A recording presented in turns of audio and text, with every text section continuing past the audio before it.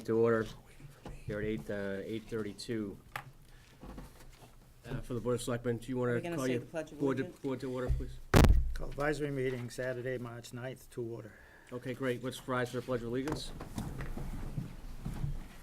I pledge allegiance to the flag of the United States of America and to the republic for which it stands, one nation, under God, indivisible, with liberty and justice for all.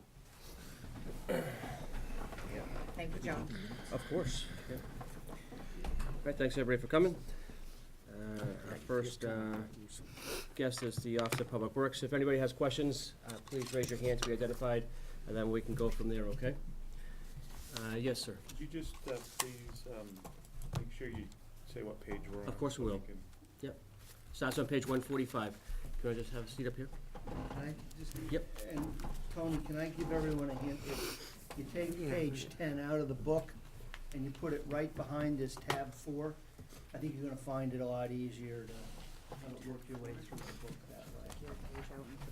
Because the page numbers are there. The department heads have all been asked to draw your attention to whatever page they're speaking Right. to. So we'll all be on the same page. Morning, folks. Morning. Templeton DPW Director. I'm here to represent the budget for 2020.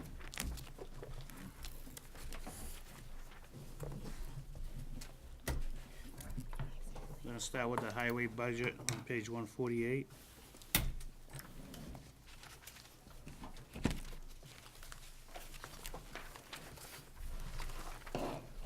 This is the personnel budget. You can see it's all broken down. I don't know if anybody has any questions on that.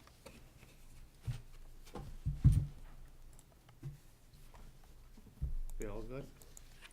Any question on personnel? I see none. Moving on. Moving on to highway, account number 5110, page 149. Expense budget. This hasn't changed too much.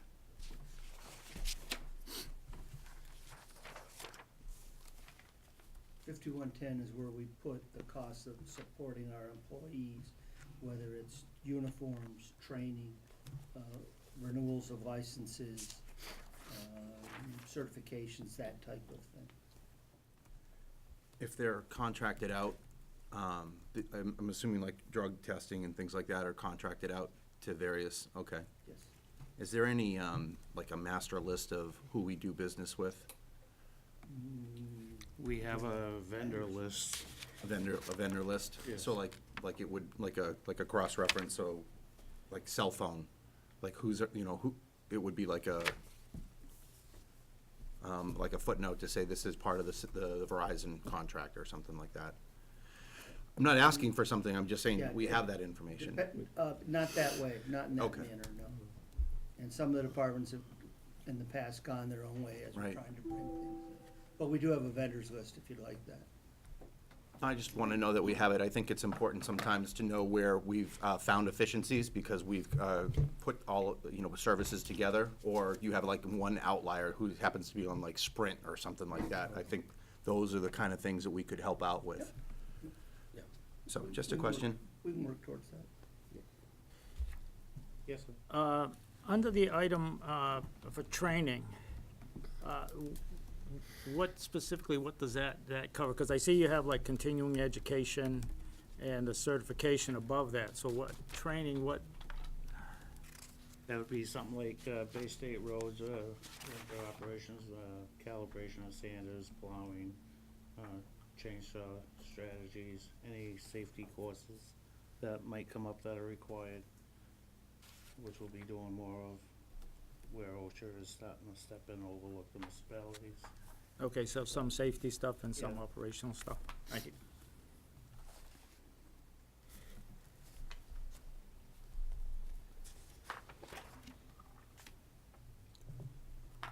All set?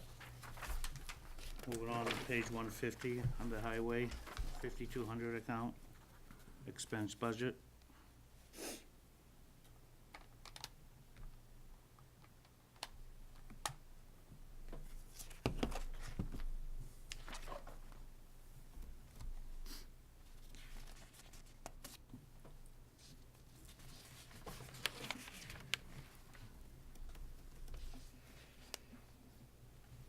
questions with that? Yeah, I, just on the painting road center lines, Mm-hmm. the amount under the request, the total is 16,000, but the cost is listed one quantity at 14,000, so I just didn't know. It's 16. It's 16, okay. It's a So typo. if those, okay, Yeah, because usually in the left column, it's critical to have in the correct number. Mhm. Sometimes these numbers aren't updated. We go The through it cost. and we make sure that they're as accurate as they can be. okay, But sometimes this one slips through. okay, thank you. Thank you. Okay, moving on to the page 151. Oh, I'm sorry, just Yep. one question, because I was getting through these. The radio maintenance and upgrade, is that gonna be a one-time thing? Are you upgrading the radios in the vehicles? As we get newer vehicles, like we'll purchase a radio and any radio troubles or repairs. Okay, so if you replace a vehicle, you're not taking the system out of the old? That depends how old the radio is. Through the chairman, Yes. because I am wearing my hearing aids today, but I'm gonna ask that you speak up so that I can hear you. All of you, please and thank you very much. Did I answer your question? Yeah, it did, thank you.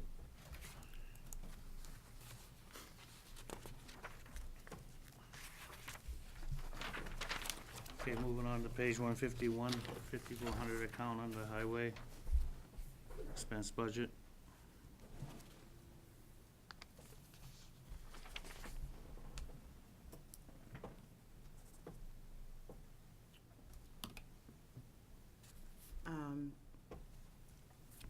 I noticed there was this just the oil filter lube, is that just an explanation for the repairs and maintenance of vehicles?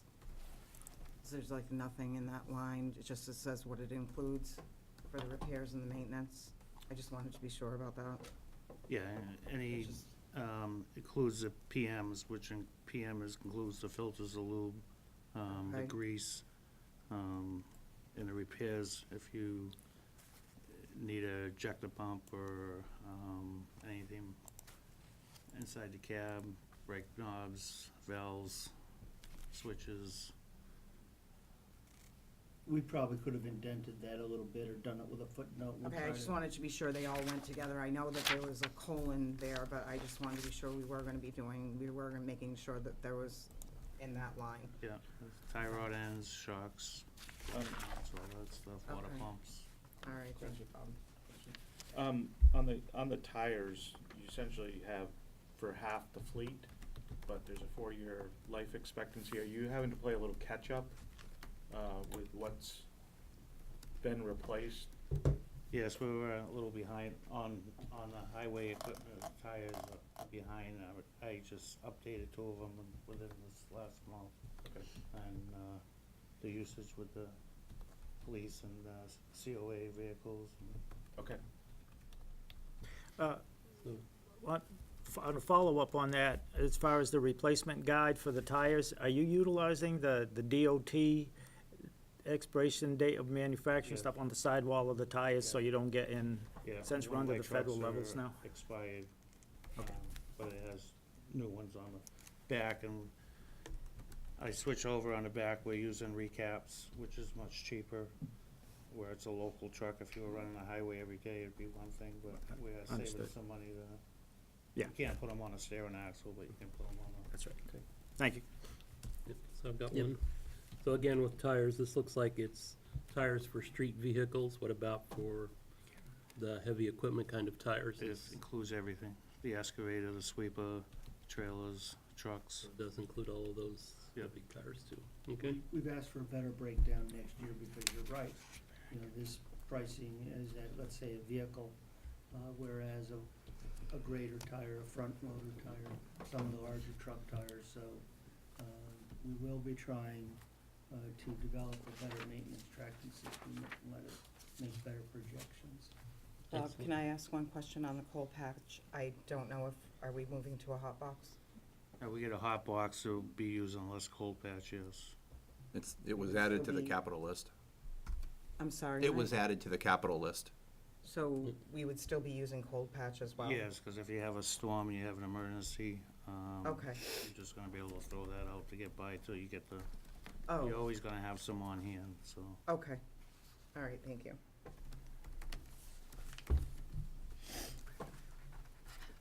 Mr. Chairman, Yes. I just had one quick question on your gasoline budget. Does that include all the police vehicles? I'm not sure if the police, they pay towards the, yeah, that includes all the COA vehicles, highway department, police department, Okay. sewer department. Gotcha. Any other questions? All right, we'll move on to page 152, under highway, the 5600 account, police details.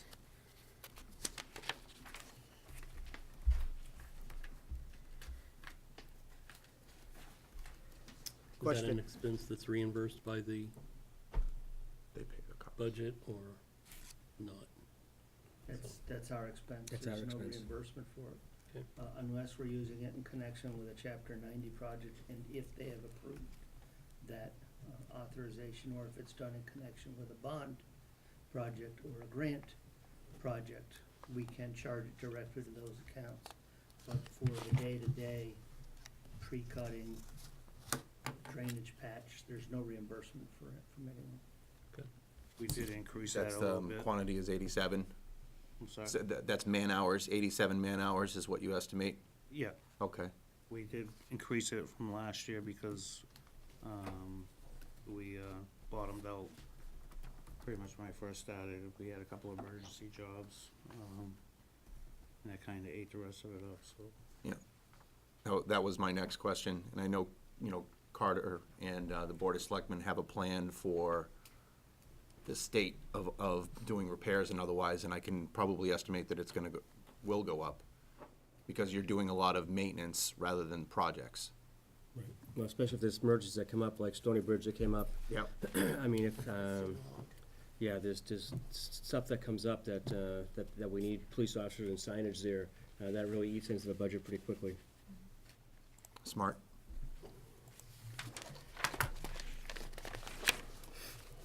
Okay, moving over to page 153, under highway, the 5700 account.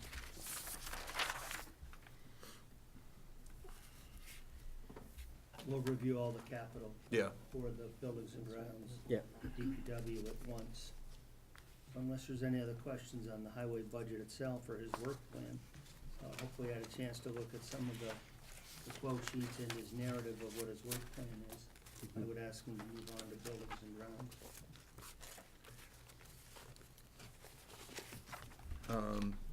I have a quick question on page 153. Mhm.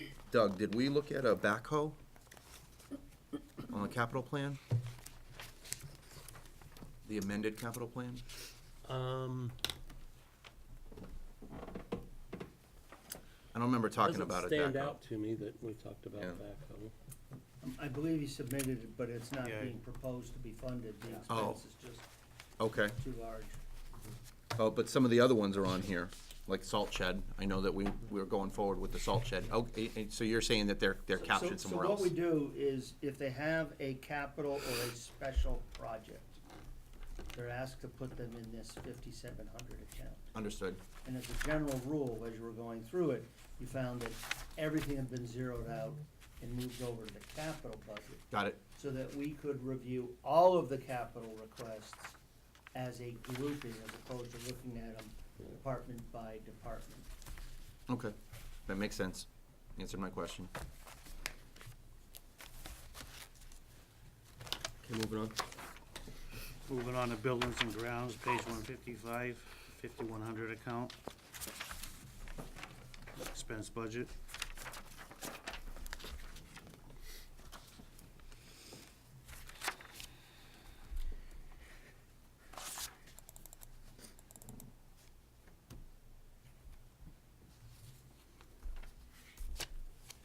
Any questions? Let me just say that in this budget, you start to see, in the first budget, the pressure of the minimum wage law. Minimum wage is $12 now, it's going to, I forget exactly the progression, but it's gonna hit $15. So we have to move our lowest people in keeping with that minimum wage. And then as the minimum wage pushes up, it's gonna put pressure on everybody else right up through the ranks. So in addition to having pressure where we're 10, 15, 20% below the marketplace itself will start to shift as the minimum wage comes up. So for our seasonal laborers, there's a bit of a bump above and beyond what we might have done otherwise. All set? Page 156, building and ground, count 5110. Boots and certification, t-shirts, jackets, training, cell phone.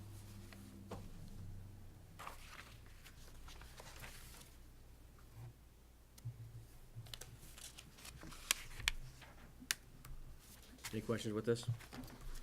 Just a question on, I mean, if we've got a radio system, do we really need cell phones for everybody if we have a radio system? Well, radio, yeah, I mean, they don't have portables over there, and running mowers and wearing air protection and stuff, you're not gonna really hear the radio. But they're more outside the vehicle than they are in the vehicle.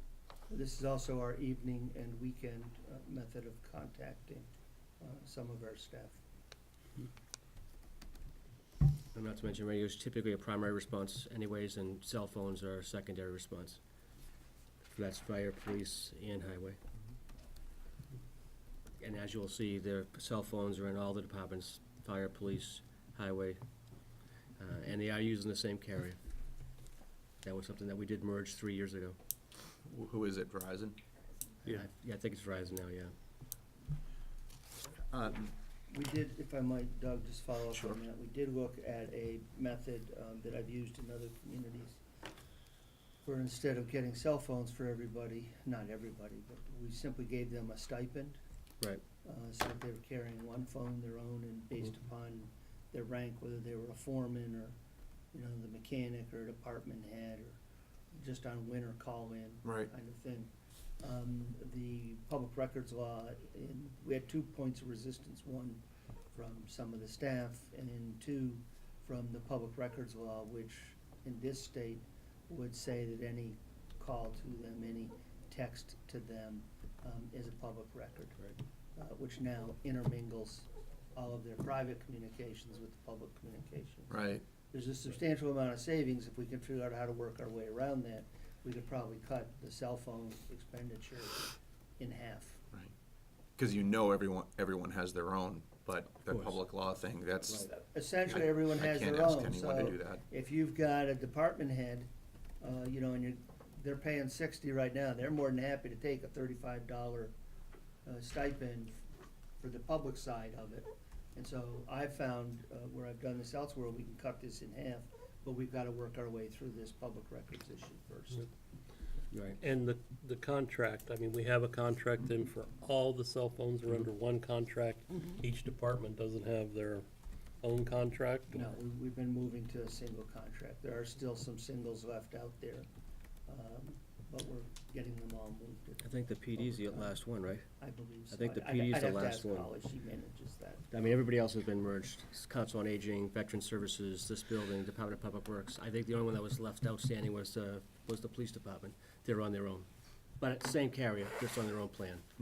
But there was a lot of things that we tried to merge all into one. That Yeah. way we're capitalizing on one. It's like buying paper. Why is everybody buying paper when only we can all buy paper in bulk, Yeah. save money, then disperse it when we need to do Right. it? So that is being looked at. So, my follow-up question is, how often do we recompete that? As far as the contract, Right, so Verizon, I mean, you remember where we came from in Yes. the Army, every few years, we wind up recompeting to find out if we can get a better deal with Better another rate. carrier. It's disruptive, but not not as much. The return on investment is good. But, so how often would you say that we do tend to go to that? the state contract. If they're still on the state contract and they have a state rate, we tend to stay pat. So we go the state route of rather than, our okay, I resources understand. to try to package it, put it together, put it out to bid. Right. So truthfully, from an administrative standpoint, our first path of resistance is right to the state contract Got it, list. I understand now. Thanks. Anybody else? Question. Yep. Why are the cell phones per unit $3 cheaper on this page than on the other page? The other page says $55 per cell phone, and this one says 52.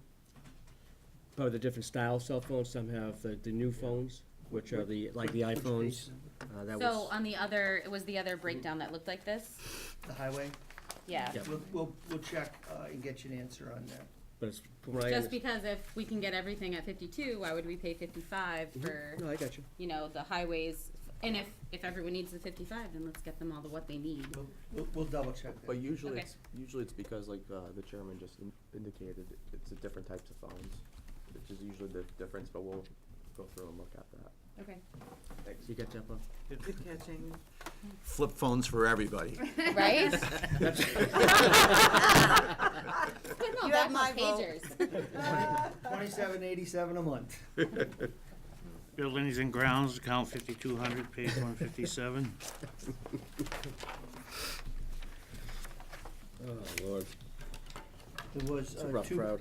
cost pressures on this account this year. Police station coming online will substantially increase the fuel heating for that building. This is the best estimate. Obviously, we don't have any real experience. Secondly, the cost of electricity went from $8,000 to $16,000. The light department will no longer give us the electricity as part of the pilot they have with us. So they're maintaining the amount of money they give us constant, but the mix of what was operating expense for electrical light as opposed to capital is shifting over the next 5 years. I would tell you to expect an $8,000 move every year for the next 5 years anyways. For electric? Okay, that was my question. That's the upcoming potential, if something breaks. The formula that we had was $8,000 a year based on, for 5 years. But I would tell you that by the time we get out there with the police station and some other things, that will move again. And then we'll go to actual billings, probably in the I wondered sixth. why that was zeroed out. Probably in the 6th or 7th year. At this point, the simplest thing to do is to zero them out building by building by building, because we cut the light department one single check. Okay. And that's quarterly, right? We do that? We give them one check at the beginning of the year. They send us a bill for $8,000, we send them $8,000. I got you. Does anybody have any questions? Just do keep in the back of your mind, 5 years more of We're on that. 157, right? Yes.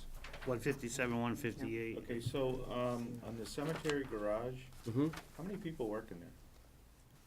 Cemetery garage. There's two people Two. that work out of there, plus a seasonal help.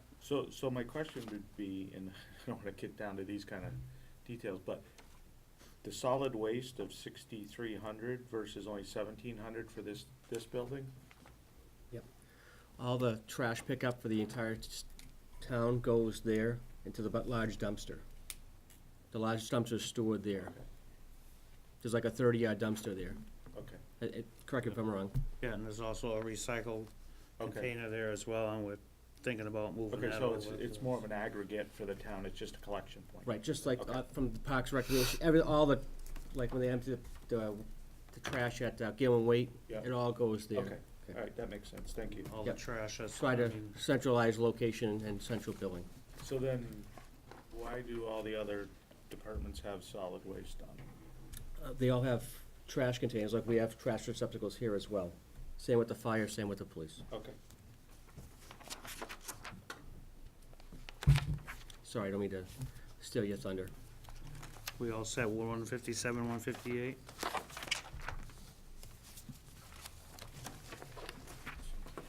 Moving on to 160, building and grounds, count 5,400, expense budget.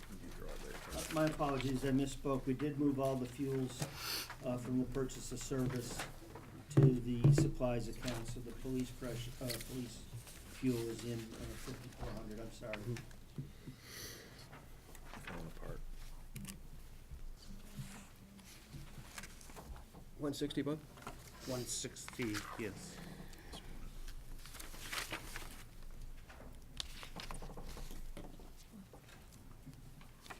You guys have any questions? I had a question about Scout Hall.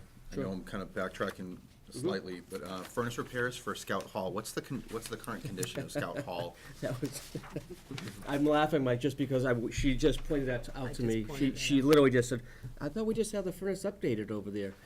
And she's right. I mean, it was. We had, under the CPC funds, the furnace was repaired. It's probably a 1960s furnace, I Yeah. guess it was.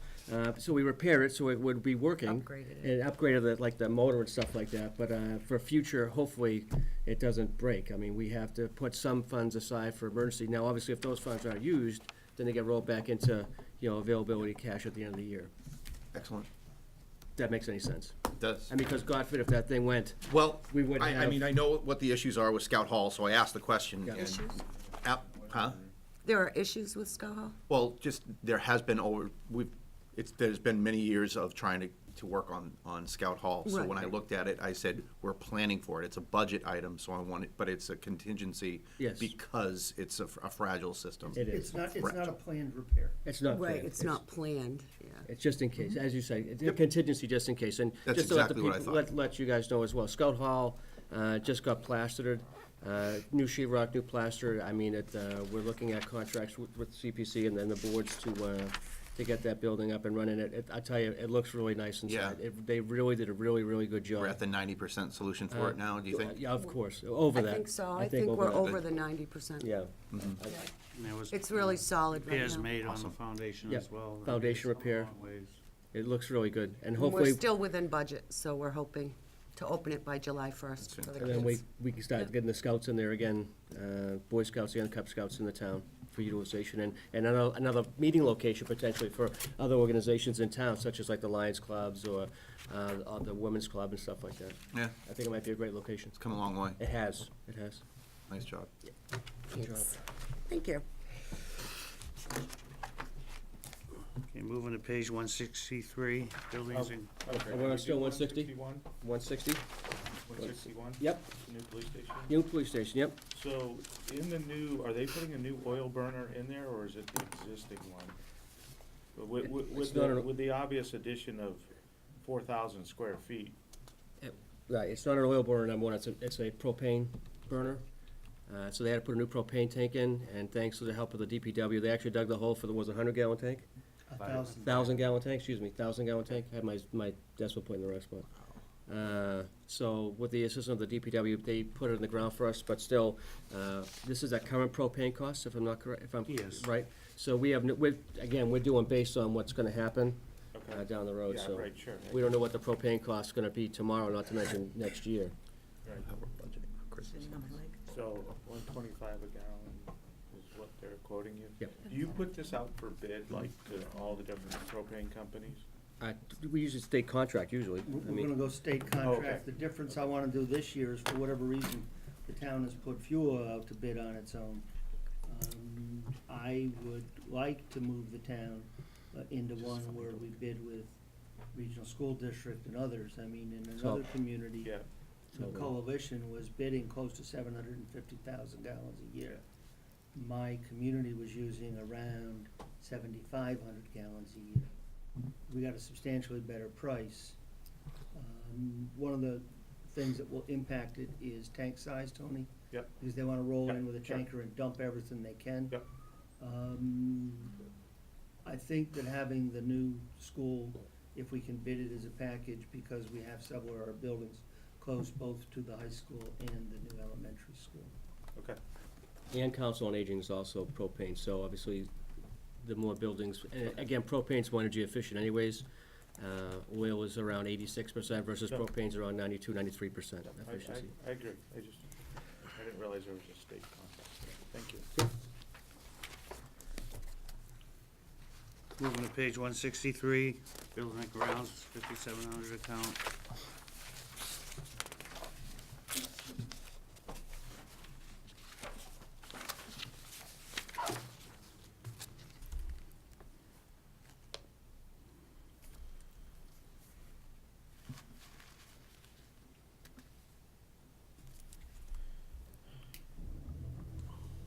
What I'm trying to do, folks, is to invest money in the repair of our buildings every year.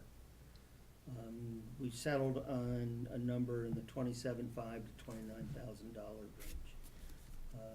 As you drive away from the building today, whatever direction you go in, take a look at the cupola on this building alone, and then the paint on the soffits for this building alone.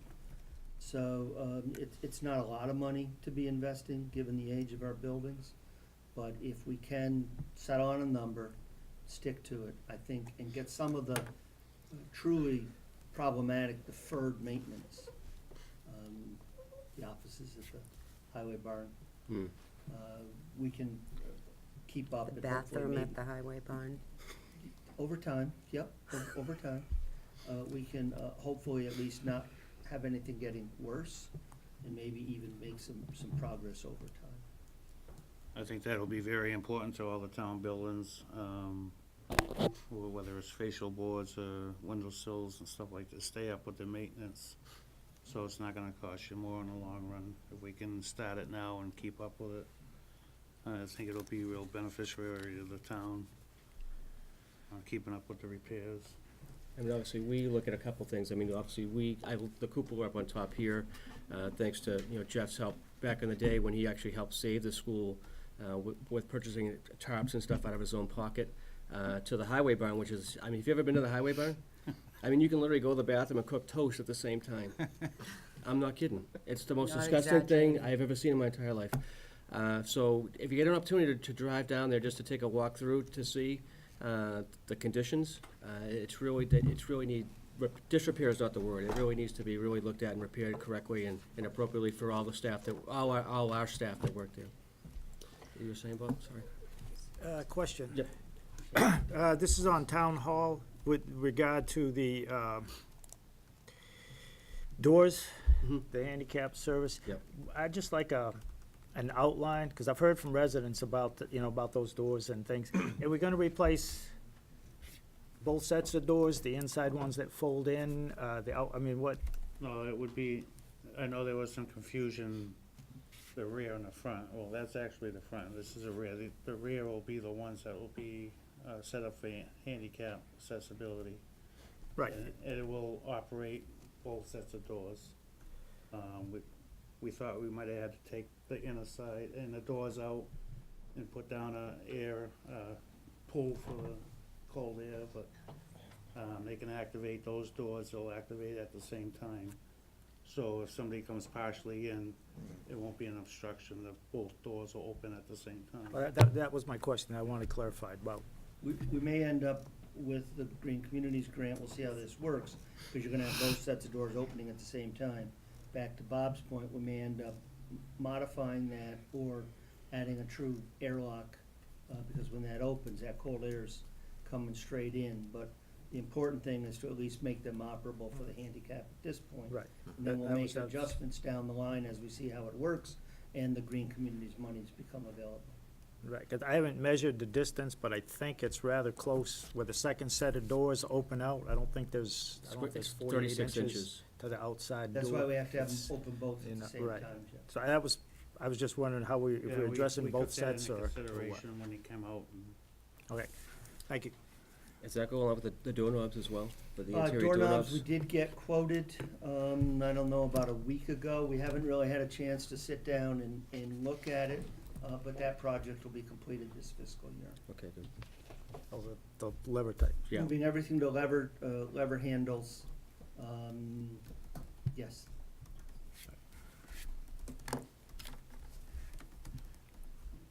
So, are there any grants that we can use for that, where we wouldn't have to? Okay.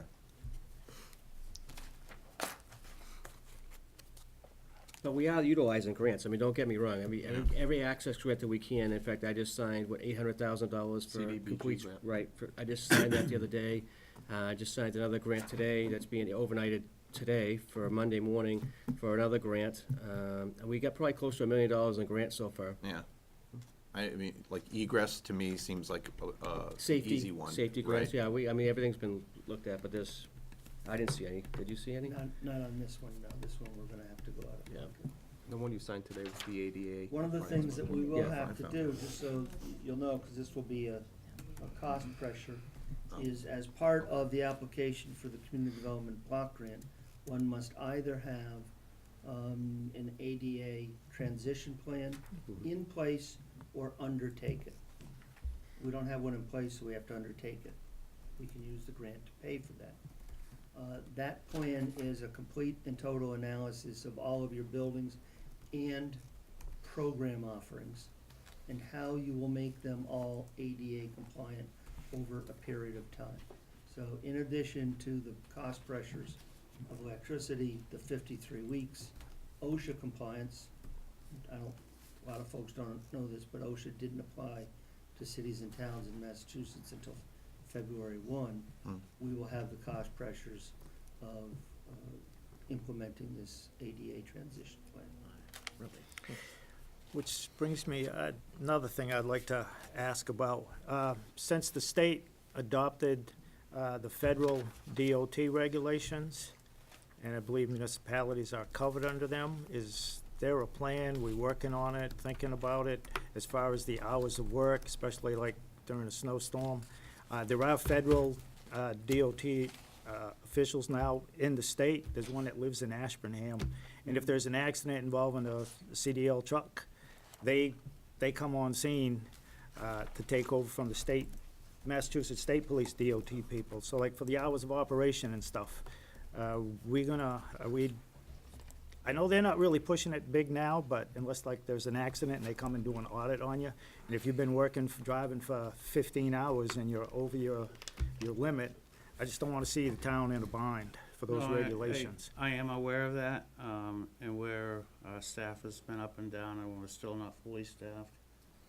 Once we get fully staffed, I mean, I try to have the guys open up, especially if it's like 11 p.m. to 2 or 3 in the morning. If their route's open, we open them up for emergency access.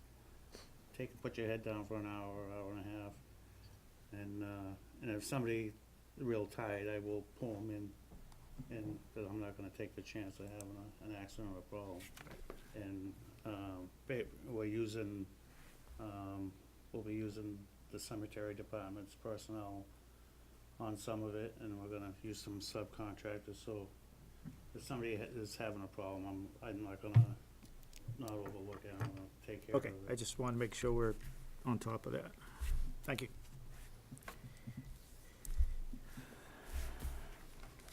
Anything else? Moving on. Is that it? Moving on to page 170. Okay, so. Yep. I just have a quick question on your quotes in here. Which one? Well, 164 through Okay. whatever. With these quotes in here, are these the best quotes or the ones that were proffered? They're basically budgetary quotes, so we have some sense of what to ask for. Okay, so this isn't like you went out for like trimmers, for example. No. 3 different people, and this is the best quote. No, these are companies that are on a vendor list. Okay.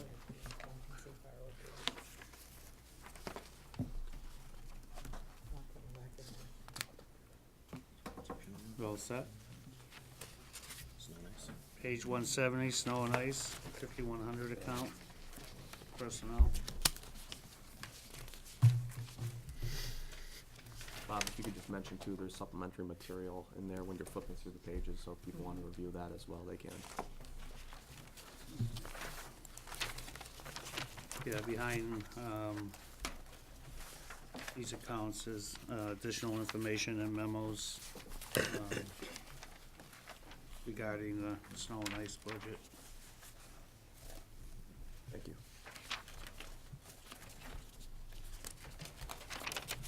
Page 170, personnel.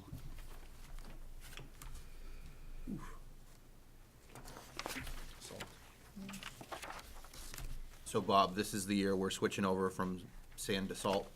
Yeah. Okay.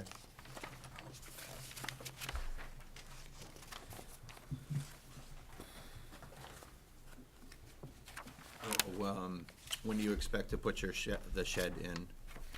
We'll be doing it, once it gets approved and ordered, it'll be put up hopefully, July, August, take Okay. some excavation work to do, and some prep work, and then, once the shed's actually ready to be put up, the light and water will be assisting us on putting the fabric over the loops, and which should save us a lot of money. I know Jeff had some questions on the treatment method, and I would ask that Jeff and Bob get together offline so that they can go into whatever detail there is, and then Jeff can report back to everybody, given our constrained day today. If that's agreeable. Jeff, does that work for you? Some direct conversation? That's fine, because I just want to discuss the options and make So sure we're. I agree, I'm just thinking that you talk and he talked the same language, and if you guys get a chance to get together, then report back out to the group, given the time constraint today. Okay, no problem. I would like to draw your attention to page 175. Can I ask one question before we move on? Yep, sorry. I notice here you have in the personnel, you have temporary plow driver, and then you have contract plow drivers. Why would we have both and not just contract it all out? Temporary plow driver is working under the town of Templeton. A contractor plow driver is if a subcontractor hired out. So this would be an employee from a different department or something? It could be somebody that lives in town that's driving, we hired temporarily to drive our equipment versus a subcontractor, E&D construction, putting on a truck. They would have to have their liability insurance and everything work for us as a subcontractor. And we find that to be more cost effective with somebody under our insurance and control over just contracting Yeah, I additional mean, personnel? where equipment's starting to come back up and we're actually having more pieces staying in service. If I can bring in some temps that are working out of the town of Templeton, then I can worry about hours that are being exceeding on the regulations for winter operations. And a subcontractor, I'm not too concerned with, because they're subcontractors, it falls under a different category. And it's plowing, so I mean, you can imagine, I mean, if you look at dollars, I mean, to hire a temp, we're gonna pay them $20 an hour to plow, versus if a subcontractor's gonna charge us $90 an hour to plow. Potentially, I mean, that's. Right. Well, in my last community, we had a blend of both. We had the construction workers, Right. landscapers and the like that were laid off for the winter. And we kept some of those, because if one of our guys went out sick, or if he was over on hours, we plugged him into our truck, as Yep. opposed to leaving our truck sitting in the barn not rolling. We also had a fleet, we were a little bit late this year. Bob was the first to kind of be open to this idea. But we would hopefully have a mix of vendors who would have routes. And there we would pay, that's complete soup to nuts. Right. So if you can have a little bit of both, it really is kind of the best of both worlds. Yeah, yes, Mr. On 172, you have a quantity of 40 plow blades. Is that like physical plow blades? Yeah, that's blades we get each winter for the whole season. You might want to explain the cutting edge as That's the opposed cutting to. edge on the bottom. Right, Okay. that's Yeah, right, this okay, is just the bottom cutting edge, the okay. part that wears out on the bottom. Yep, okay. Yeah, that'd be a lot of plows if it was the whole thing. Well, that's what I thought. I thought that was an awful Yeah, it lot. wouldn't be enough money. That makes more And sense. that's, Thank you. and the steel's going up, and so I mean, that's gonna be close for next year. Okay. Carter, what is the lump sum disallowed? 127K? Well, I use two methods. You're gonna see in parts of the budget where the request is X and the recommended is Right. just plain zero. Right. Software Yep. something. Lump sum disallowed is, there's nothing to argue about their budget. They defended everything, but we just don't have enough money to do everything. Okay, And I pick a number and I just disallow it. With one driving motivation, and that's on page 175. okay. Excellent segue. I got you there. Where he wanted to go in like 5 minutes now. Most cities and towns under budget snow and ice.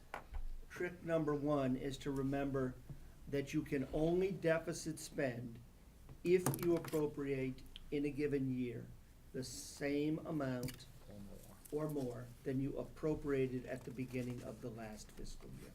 So if you appropriated $125,000 in a year, and it was a great winter, you only spent $115, somebody says, oh, why don't we just cut the budget to $115? You then cannot deficit spend. You have to have a special town meeting to appropriate the money or get a transfer from the advisory committee. So that's trick number one.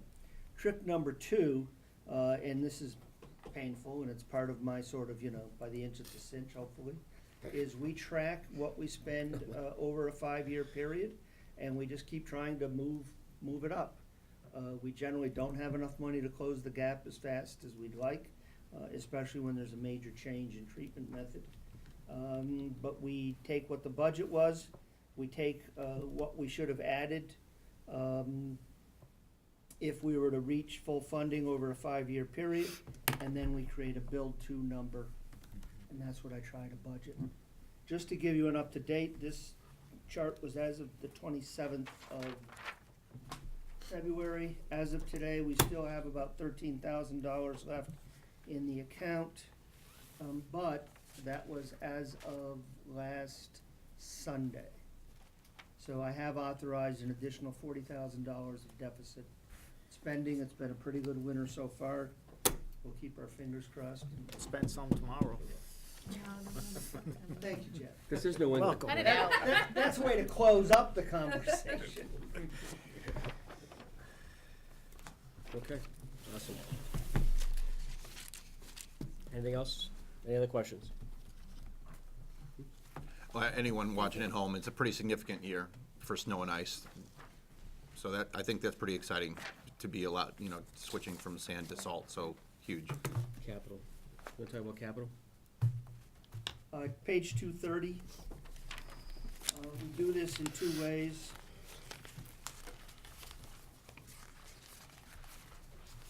I think page 230 is real kind of, I'm gonna draw your attention to page 233 and page 230. Page 233 is we take all those items out of the 5,700 accounts that were zeroed out, and we put them all together so you can see them all in total here on 233. Page 230 is where we put everything that we are recommending. Now, not all of these are capital items in the strictest sense of the phrase, in that they're not over 10,000 or they're not over the committee's 5,000, and they're not that 15 years in lifespan, but they are the monies that we're proposing to spend out of the so-called capital or special article budgets.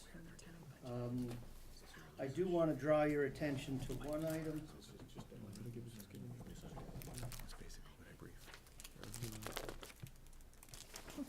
There was a question on the, and actually I'll get to it when I address the police budget, I'm sorry. Well, leave Bob to speak to the highway and buildings and grounds and DPW weather. Oh, I thought he was getting a paper. It's on 2:30.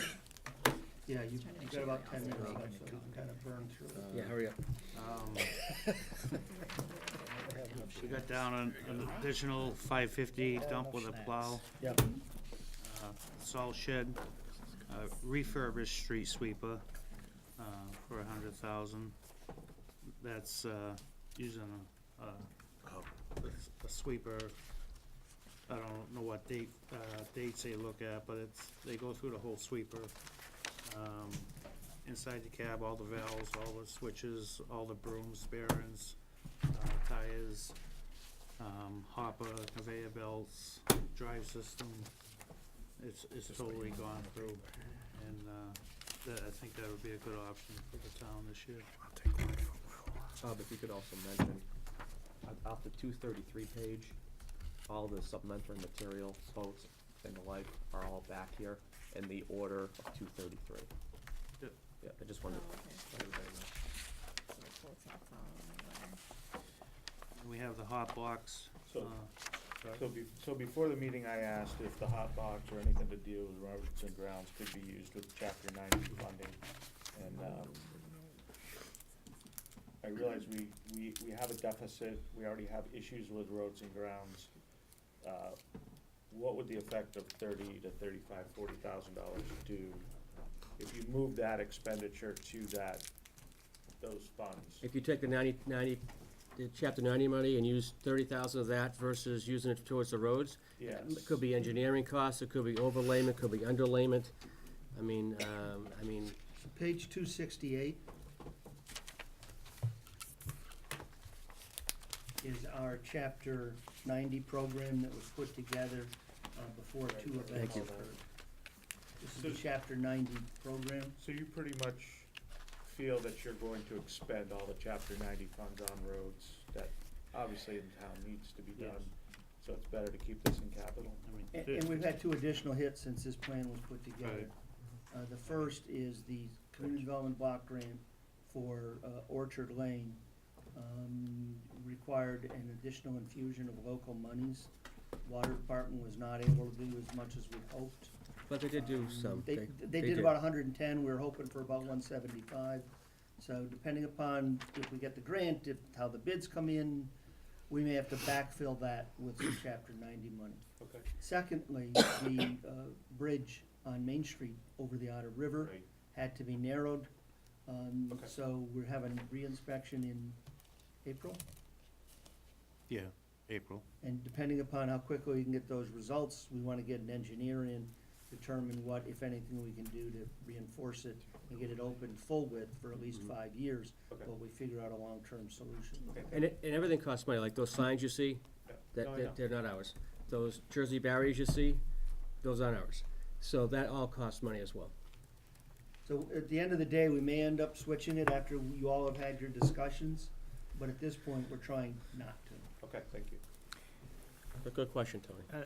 To follow up on that, chapter 90, if you go back and look at the records, and I'll just, from 2007 forward, we bought a 10-wheeler truck for the highway Yep. department, we bought a loader, we bought an excavator, Yep. we bought other things out of there. Mhm. Okay, so we have all this equipment, but we have no money to do anything on the roads. And I think we need to break that habit of using did. chapter, I know the law allows you to do it, but we need to, if you're gonna buy equipment, buy it out of Yeah. taxation or other think funds. we and broke So I that think that's habit pretty much about basically 4 years what ago, I believe. Carter just described. Using Well, chapter if 90 you for get a capital chance, items. When you get a Break our chance, if habit. you will look at, starting on page 266, No, you're right, John. we went through a discussion with the select board, and we encouraged them to break that habit. Yep. And we had an initial allocation of how the monies would be distributed across varying elements. Now, these would be rolling averages, because you're never gonna hit everything spot on. And you'll see that Bob's spending plan reflects this No, I plan. think it was a really good explanation, just a little bit of education for me. Right. So I appreciate it, and I think actually based on I'm everything. big on seeing the money go back on the roads where Right. it needs to be. Small stuff to help us, hand tools and stuff like that, yeah, that's minimal, but $30,000 don't sound like much, but it is out here. So much repair.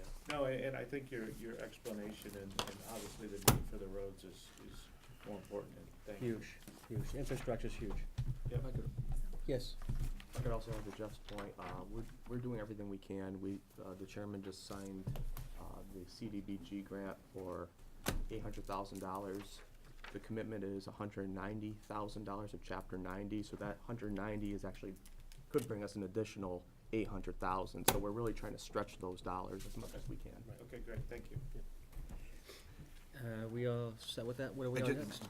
We good? Where does the overlay come from for, out of the buildings and grounds, DPW, where does the overlay come from? Like, that was the source of funding for some of those capital items, like the hot box. Where does the overlay come from? So every year, when you put in your recap sheet, you must raise a allowance for abatements, think allowance for doubtful accounts. And we, in page 1, I'll give you the page number. Yeah. a little bit So later. it's abatements for what? Because I'm looking at the description, I just wondered what So we have abatements to- in We there? have to set aside an amount of money in case people ask to have their taxes abated, because they pay them, but then we send them a check. And we have to have an account from which to do Got it. that. From time to time, there is a surplus that builds up in there. Yep, You can then, after it's reviewed by the Board of Assessors, allocate that surplus out. And in my experience, I use it towards capital, got it. because the capital money's. Yeah, I was just trying to understand that source of, Right. Every year around tax setting, around budget time, I go to the assessors and say, here's what I'm thinking of asking for, how does that look? Can you give it a little bit more, can you give it a little bit less? And then after the budget is adopted, we ask them to formally declare the surplus. yeah. I know when, this was my first year sitting on the capital planning committee. Now that I've got a better understanding of what happens after our cycle, I think that helps our thought process when we're going through the capital items, to be able to say, you know, where can we give and take, whereas before, this year, in my mind, I didn't think there was any give or take. You know, if you said 56,000, darn it, that's where we're gonna cut, you know, any capital Well, pushing if we forward. give you an operating number to support a lease, that's generally not fungible, that is generally allowed. Yep, but you understand what I'm saying, But the others, where I can the other think. resources are occasionally flexible. Okay, thank you for answering. Okay, if you guys wanna look, we left off at the hot box, but if you wanna go through the rest of the ones on the DPW and the buildings and grounds, because we're running short on time, if you have any questions. Just a couple of questions Yep. on what you requested and then what the administrator recommended. Is that just sort of the escalation of kind of figuring out more what something's gonna cost, or? No, it's, the bottom line is, I mean, he's gonna recommend everything he wants. Yeah. We don't have enough dollars to support that. No, what I mean is, for example, let's use the F-350 with a plow. Yep. You know, we requested 39.5. Mhm. The administrator went up to 42. That, well, that's gonna be an increase, so like I said, steel and everything's going up so fast and so quickly. Times we order it, it's probably gonna be. The fire engine that we ordered 4 months ago, around $500,000. If you ordered that today, would be around So it's more kind of a risk $535,000. money.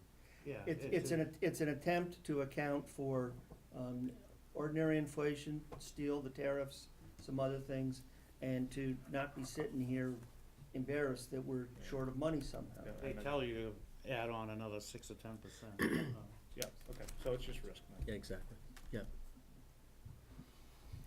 and the cost of it. So everything's expensive. Any other questions? Any other questions? I see none. Well, thank you all. Thanks. Thank Thank you for your presentation. Thank you, Bob. Good job. Keep up the good work. Budget. Save if you can save. That's right. And let me ask you this, one last final question for me. If Mr. Tanzini came down to you, say, the next week or so and said, hey, cut 2%, would you be able to cut 2% and keep the stables running? I'll find it somewhere. Will you, okay. Just curious. Don't get all upset, I'm just asking the question. Well, I'll just say, anybody can cut a budget. You give us a number and we can cut it. I just said 2%. I just Yeah, wanted to I throw it mean- out there to see what his reaction was gonna be. The impact is, you know, what happens. I wanna know what, on his, That'll hurt. of course, it all hurts. I mean, I get it, but I just wanna see what, because 2% to your budget is pretty significant. Yeah, it's just. You know, I appreciate it. Thank you, Bob. All right, folks, thank you. Thank you. And we're still recording, we're still taping. There is coffee, and pastries out there. If you'd like something, please help yourself. I know you guys went to Dunkin' Donuts, which is great. We save money here at Templeton. I'm just mentioning what topic was From home? discussed. I'm not going into Love it. detail about it. I'm mentioning the time so that, you know, people wanna go. So when I said, well, video and. I think it's coded. The Okay. number that's critical is the number on, like Jeff and I were talking. Understood. The number on the right is critical. Okay. Hit the restroom real quick then. Right, okay, Who's that's what I next? wanted to make We sure, have 'cause I Mike? found a We whole got bunch, Chief? I'm like, that doesn't formulate across, and just, yeah, Thank you for that. But sometimes, right, so it's the number on the. What right. time's he coming in? number on the right that's critical. Okay, like, that number's off, then it throws the whole thing off. Right, oh, yeah, absolutely, but I just didn't know if they were supposed to formulate a cost, but I've got it. They usually do. It should, but, Sometimes For what? departments He look knows at it there's no breakdowns, and right? the formula drops for whatever reason, Yeah. because if you backspace it too much, it could knock the formula out. okay, gotcha. So we really go through it thoroughly and And plug try it, to you just catch plug in every the correct single little number. thing, which could make, that makes the budget process tedious in that sense. You need some Mike, continuing in addition education on to, Excel. you know, we have a sense of what the light department's gonna give us, You need some they continuing won't just give us the education on money. Excel like me. Right. So, you know, Yeah, we'll I've heard say, it. we need this, and they'll You say, gotta go to the well, next didn't one, I'll we let just you know. buy you tanks last year, you know? There's this It's driving me kabuki crazy. I'm like, dance that that doesn't goes add up on. right. I agree. We explain everything to them. I might get a cup of coffee. We generally have a sense of cash. It's just, it was my first time, so I wasn't sure what could happen. Yeah.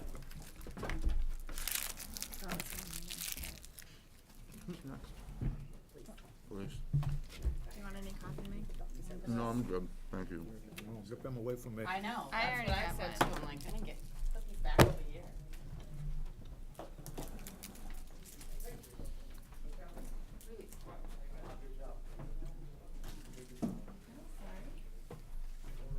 This isn't live on cable, is it? Is it live? Not live. Reason that towards. Ooh, look at this one. I just asked out loud, I copied the, Haven't, okay.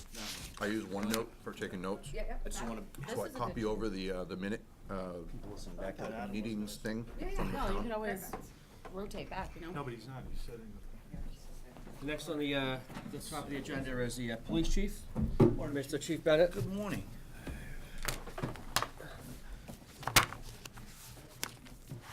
It's gonna binge eat thing. Another quiet Friday night in Templeton. Mallory said to.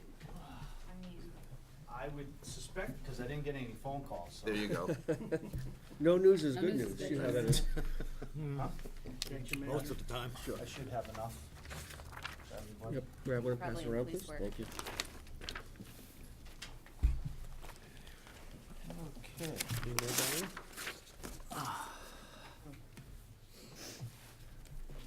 All right, what are you kicking off on? What page you kicking off on? I don't know, my packet's not like yours, so. Okay, stand by. Actually, it should be. There's page numbers on there. Oh, so, Bottom? so right, Bottom. Say kick right 106. into the budget at 109. There you go. 109. Yeah, just draw their attention to whatever page number you're. 109. He said thank you for the coffee.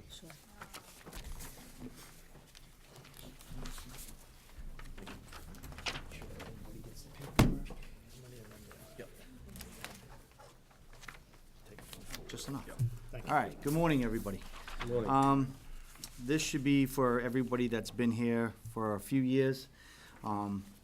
It shouldn't look any different. It's the same budget that we've been operating off of for 3 years. What I did is I broke down for you on this page, the budget itself from FY19 to this year. So we'll start right off in personnel. You'll see that last year was $1,160,000. This year is $1,227,520. A big portion of that was a move that we made. The town administrator moved the stipends from employee support into personnel. That's roughly $16,000. There were slight increases to compensatory time, dispatch open shifts, vacation, sick leave, holidays. Training was the largest increase of approximately $17,000. That's mandates from the state, MPTC. And then we see with education, there's actually a decrease of $12,413. That's a result of 2 senior officers leaving the department that had education, and we did not have to pick up or budget for that. Any questions on personnel?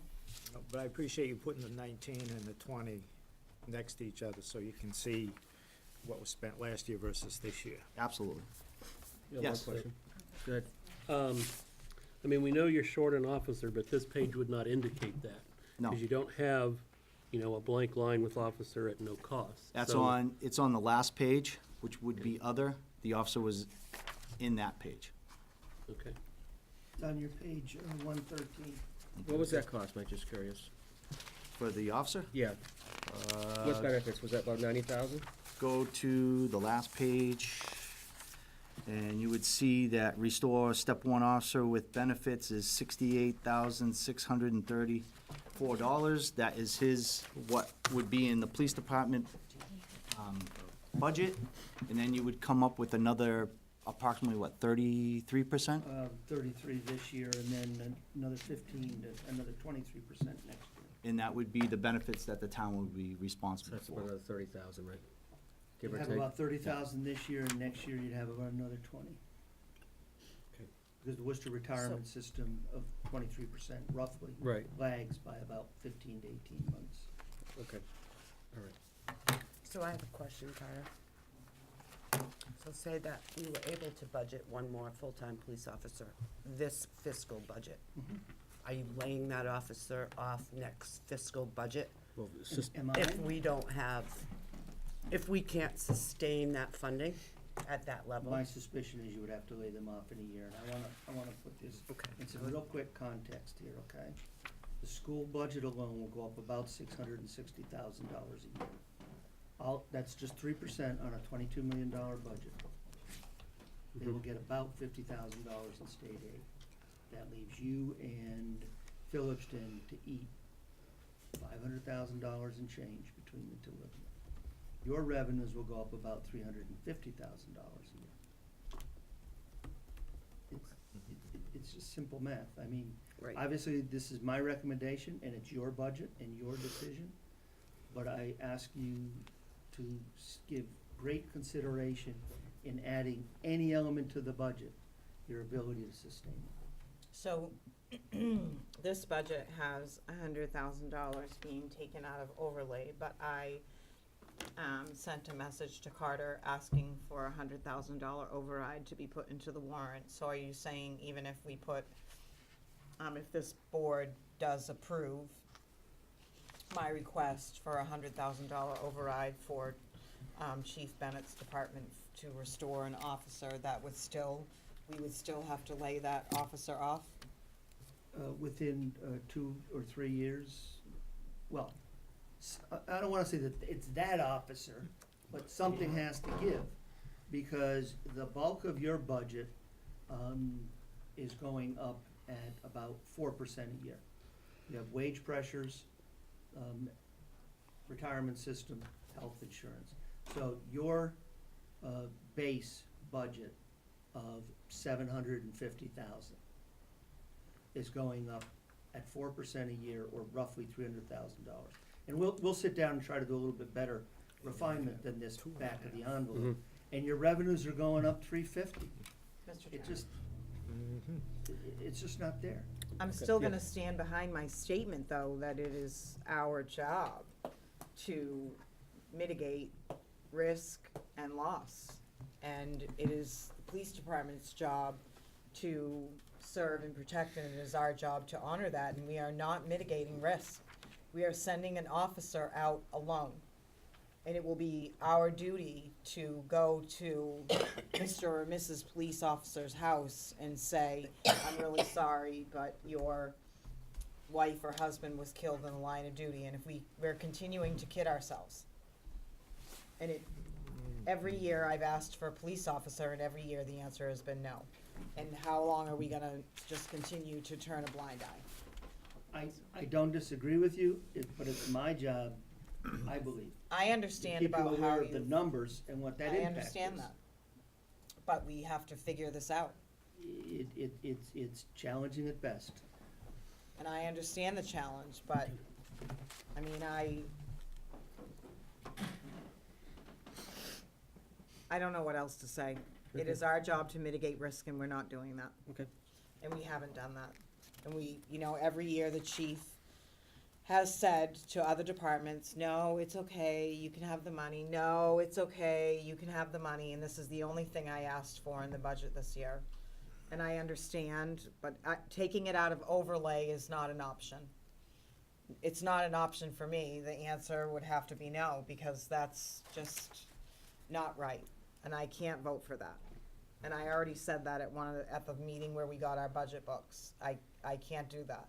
And we obviously are held over a barrel by the school. We have to give them their funds. You know, otherwise we have to go through the whole, Mrs. Farrell had put it to me, nuclear option. And nobody wants to do that, not even me, where I had done it before. I admit it. Well, if I may, the budget is about priorities. We always said that. The budget is your policy statement of, you know, what services you're gonna provide, how you're organized yourself to provide those services, and what you're gonna give for resources. You all may see as you go through this, Carter, we don't agree with your recommendation. We believe that we would rather give these resources to the police department, and you may find an internal cut of $100,000 by which you would prefer to do that. So there's a couple ways to do it. One is to reduce the overlay set aside. That has some risks we can talk about when you Right, get and there. that comes with a huge risk. Comes with a risk. There's an override. Remember that the costs of that police officer that are $100,000 this year will go to $120 plus or minus $1,000 next year, and then they will escalate at 4 or 5% a year. And that's not because the officer's getting paid that. That's because that's what Worcester Retirement is, and insurance and the others. And just remember that that $100,000 is going up 2.5% a year, while the costs are going up 4% a year, roughly. I think my only request is to let the legislative body decide. As well as the I mean, rest this of the is just the board. start It's of your not my process. decision, it's Understood. the Mr. entire Chairman. board's decision. Right, understood. Mr. Yes. Chairman, may I ask, Economic Growth and Development Committee, I've brought this up on several occasions, how many openings do we have on that? I'd have to look. Do believe there's 3. If we don't have an Economic Growth and Development Committee in town that is actively seeking revenue to come into the town of Templeton, we're not going anywhere with this, Well, regardless I of how think- we look at it. you're right. That's my opinion. We're getting off point here. This is a budgetary response. Right. Hearing, meeting. So, Chief, any other questions with the, yes? I do want to point out, I know Chief Bennett and all the officers there have a great relationship with the Massachusetts State Police. So I know, talking with his officers, that they do. Yep. They will call for backup. Yeah, we and know. they'll Get I mean- regional support, so that's important to note, I think. Absolutely, absolutely. Do you have MOIs with the other surrounding towns like Gardner, Winchendon, et cetera? Every department in Central Mass has signed a mutual aid agreement. Right. Okay, that's all I need. Okay. Any other questions right now? I mean, we're gonna get back to Selectwoman Haley Brooks's issue as we go along. I'm sure it's gonna come up again. And if you, hence, that's why I kinda like ask, like, if you had a 2% cut in your budget, you know, how would that affect you and how will it affect, not so much, I won't ask him because obviously I'm trying to get the other, you know, see what we could do later on. Or even the fire chief, once we get to him, we'll talk more about that as well. But any other questions with the We all- 5100? We all set with personnel? Okay. Yes, Chief. Next page. One more. You do PT test twice a year, correct? That is correct. Okay. And I What will was the- say, I'm sorry, what was the question? PT test twice a year, yes, As in PT what? physical fitness training. Okay. They do what, push-ups, sit-ups, and a 2-mile run? it's Cooper standards. It's a requirement for the department? It's not a requirement, that's why there's a stipend to it. That's why if you see in there, it says physical fitness, they have a stipend for like running shoes and some athletic equipment. Well, that will come out of the clothing allowance. You get the stipend for actually taking the test and Actually passing. taking the test, Yep. and passing. Okay. And the benefit of that is to have a healthy, Fully fit Yes. okay. police officer, yeah. I just wanted to know why you brought it up. Okay, page 110. Employee support. You will see last year was 41.5, this year is 27. Biggest reason is because we moved the stipends from employee support to personnel. You will see that there is a moderate $1,500 increase to training dues and registrations. That's just the cost of doing business and being able to have our individuals trained. Because if you don't know, biggest case for lawsuits is training and supervision. So there is one thing that I enforce very well with my employees is that our officers are highly trained. That's why you're mandated by the state for 40 hours of training. I give them an additional 40 hours of training a year to increase that. And some of the training is free. I try and send the officers as much as I can to free training, but some of it you have to pay for. So that's, $1,500 is not that much to go up on that. Any questions on employee support? Your ballistic vest, is that in here as well? That is not. That is a contractual issue that comes up every 5 years. We are in year 4, I believe, of 5 years, so next year that would come up. And how many vests is that gonna be? 5, right? That would be 9 full-time officers in 5 years, so there will be 9 next year. Okay, that's gonna be a huge hit too. And the next year after that would be right now, we're currently running 7, but we are slated for 10 part-timers. So they just got their vests, that was the second year. Right. We passed that one. Right. So they're still 3 years out. And they're about $3,000 a piece, correct? No. They're just about $1,000 a piece. Okay, that's what the contract that you have with this company? Yeah. Okay. All right, so I mean, that's still 9,000 plus or It could be, minus. depending on who we get the vest from. If no one's ever worn a bulletproof vest, it's the most uncomfortable thing you could wear. It's like having, saran wrap wrapped around your body. It increases your body temperature by 20 degrees. They break down because of the perspiration that your body does. It breaks down the material, so that's why you have to rotate them out every 5 years. We are active in the grants. We do get money from the feds. We do get money from the state, so we try to mitigate the expense to the town. Okay, great, thanks.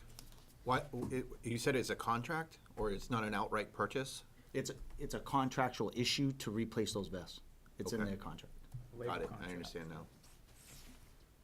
And the only reason why I brought it up is because it's not just about tomorrow, it's not about today, it's about tomorrow.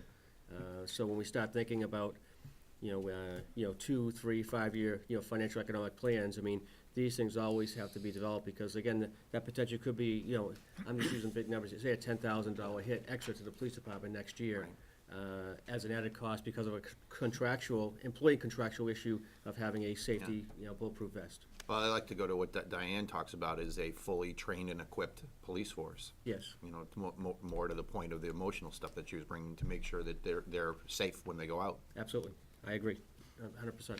Sorry, Mike, thank you. Okay. I have one thing, just Yes. as a follow-up with the vest. With regard to firearms, is that upgrading or changing, is that come into the labor contract like the vest do or anything, or is that like a department decision? That's just department policy that we run. MPTC mandates our training. So they, just this year, mandated that you will, and that comes up in another line, but Okay. we will qualify twice a year now. No, I mean the purchase of new weapons, sidearms. for We the just, okay, so we just in, I believe it was my 3rd year? I believe it was my 3rd year. We upgraded our weapons. We did that, a lot of times we do a lot of stuff with citizens to lessen the cost of the town. And we actually had citizens donate the money to purchase our new weapon system. So 2 years ago, we switched to the Smith & Wesson 45 with the light system. And now it's not called a gun, it's called a weapons system, because we have a light on it. Doesn't make any sense, but, it just makes it harder to draw out of the holster because it's so big. So we're not gonna, I don't see, We don't, yeah, I have approximately 8.5 more years before I can retire. So you I don't use see the us same- changing weapons, so Okay. there's not gonna be a cost that way. Okay, no, That's where I thought you were going, Jeff, is when's the next time the life cycle of those weapons comes I up? don't see it changing in my lifetime here. Any more questions? Thank you. Okay. Moving on, 111, purchase of services. You will see last year was 55.5, this year is 55. We have increases to the ACO, that's a contractual service with the town of Winchendon. We have a slight increase for CJIS, that's our criminal justice information system. We have a decrease in IMC, that is our CAD software system. You will see that it went down by approximately $4,000. That is because in one of my projects that I was doing, Templeton has moved to a regional emergency communication center. Instead of, it's hard to explain why we got this, but a few years back, I started what was called a wide area network. So we now operate off of the fiber that the state had put in. So we connected all the stations in Phillipston and Templeton, and then I wrote a grant and got IMC software for Phillipston PD.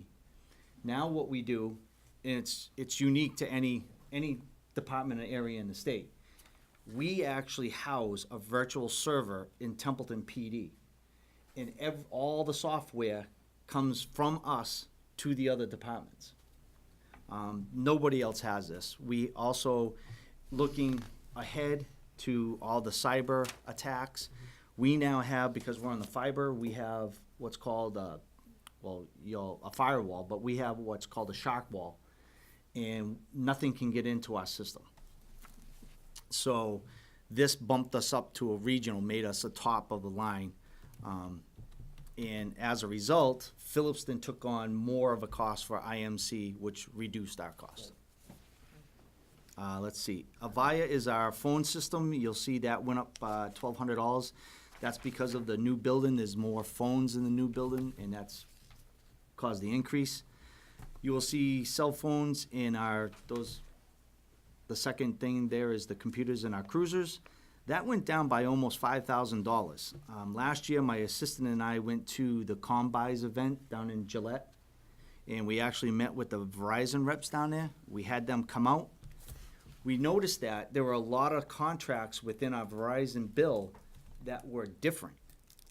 And we were able to sit down and renegotiate our whole contract, and now it's all under one, and we were able to reduce that cost by almost $5,000. Yeah, that's what I'm talking about right there. Yep. We had that conversation earlier, Chief. Oh, okay. Any questions with purchase service? Nope, moving on. Okay. 112, simple page, supplies. Last year was $97.50, this year 10. You'll see there's the slight increase to ammunition. That is because mandated for biannual firearms training now. That's with both weapon systems, correct? Taser and firearms, yes. Where do you do your training at? We use the Gardner range, which is right on 101 at the sand pit. Okay. Do they charge us to use No. that? Nice. Well, I would hope not, because they pay like $1 to rent the land from us, so. Any? Sorry. It's okay, it's okay, Chief. Any questions? I don't think this TV goes into Gardner. Okay, good. Any other questions? Okay, so we have other. Last year was $36,250. This year's $32,500. The biggest one is the lump sum disallowed. I heard Carter explain that when Highway was in here. More than likely, that's gonna come out of our equipment maintenance. That's the largest account in that section. And hopefully, we'll be able to offset that and not have too many expenses because of the new building. Most of the stuff when we go in is all new equipment, so hopefully we won't have to replace anything. If you're wondering why those are in there, it's because the police department has to function 24/7, 365 days a year, and something goes down, we need money. It is $1,200 for a portable radio. It's $4,500 for a dispatch console. The new consoles I wrote a grant for, those consoles, because we are IP-based now, that was $94,000 for 2 consoles. So if you're looking at $15,000 and $10,000, those are peanuts to what the equipment costs. So, any questions? Yes. I have one question. Yes. When do you anticipate the new station opening? I hope to be moved in by the first week of May. And then what we'll do is we'll get in, we'll start to assess everything, set things up. I'm hoping to have an open house sometime in June, once we get it all established. And I'm planning on doing 2 open houses, one during the week for officials, and then one on the weekend for the public. Okay, and so that leads into my question. Yep.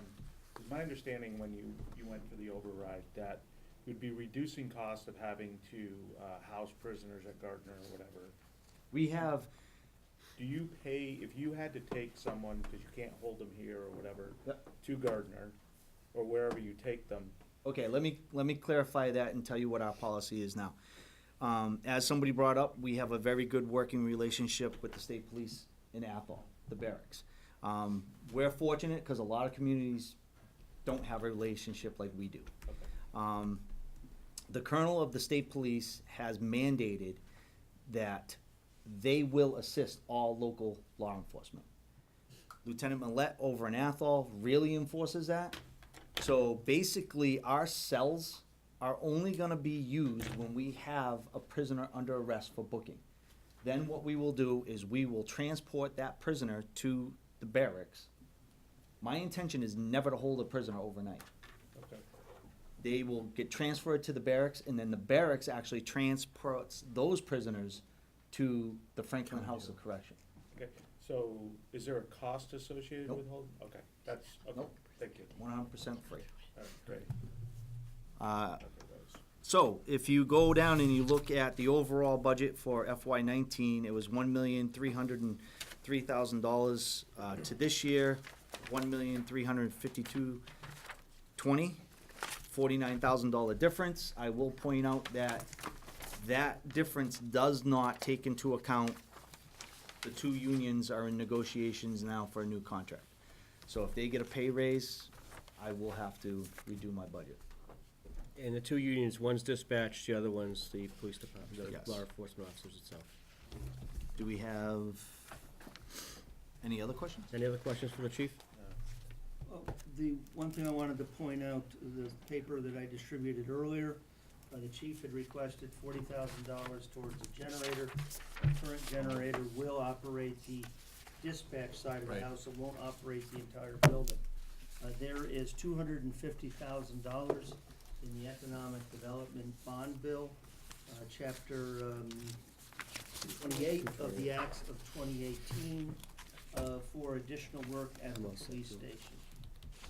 We can't reimburse things we've already spent, but we can do additional things. The trick to it is getting it actually scheduled and getting the money out here. So, we're a little bit further along than a hoped-for grant or a grant that's pending. The money is there, it's in the bond bill, but I will acknowledge we have to get it programmed and then get the check cut, which the chairman's been working on. The board spoke with Senator Goby, Representative Whips about, I don't know, maybe 4 to 6 weeks or so ago. But that is the reason of why I have recommended deferring the generator at this point in time. Again, your ultimate decision, but Carter, what That's chapter what did you stands say that behind. was? pardon? What Chapter 228. That's The the chapter, page that we okay. submitted Yep, out earlier. yep. You can go right to chapter 228, it's like, if you wanna read the whole bill, it's boring. If you look at just the Templeton section, do a word search, because I just cut and pasted it, it's like buried in page 7 or 8 or something. And this board is doing everything we humanly possibly can to attain those funds. Talking to the senator, talking to the governor directly. I had a nice conversation with him. But again, it's all about, all of us working together to achieve the funds at this point. So we are doing what we need to do. Letters going forward, all the paperwork going forward, everything's been done. So right now, it's just, keep throwing it out there. So we keep talking to, Senator Goby's office, so we keep talking to the governor's office direct. Anything else for the chief? Thank you. Thank you. Thanks, chief. Thank you. For all your help. Will you be going over your capital? If you would like me to. I think you should. Sure. Okay. So, page 30? Yep. 230, No, 30. 30. 30. 30.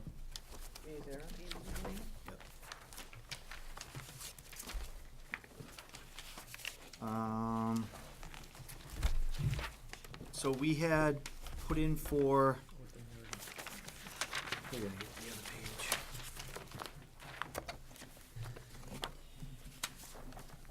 the 3-phase 100 kilowatt generator. Yep. a new unit to replace the A9, which is the SRO vehicle, the live scan fingerprint system, and the mobile radar sign. As Carter has indicated, he took the generator out, hoping to replace that with the funds that will come from the state. And going forward, we have the live scan system, which is a fingerprint system.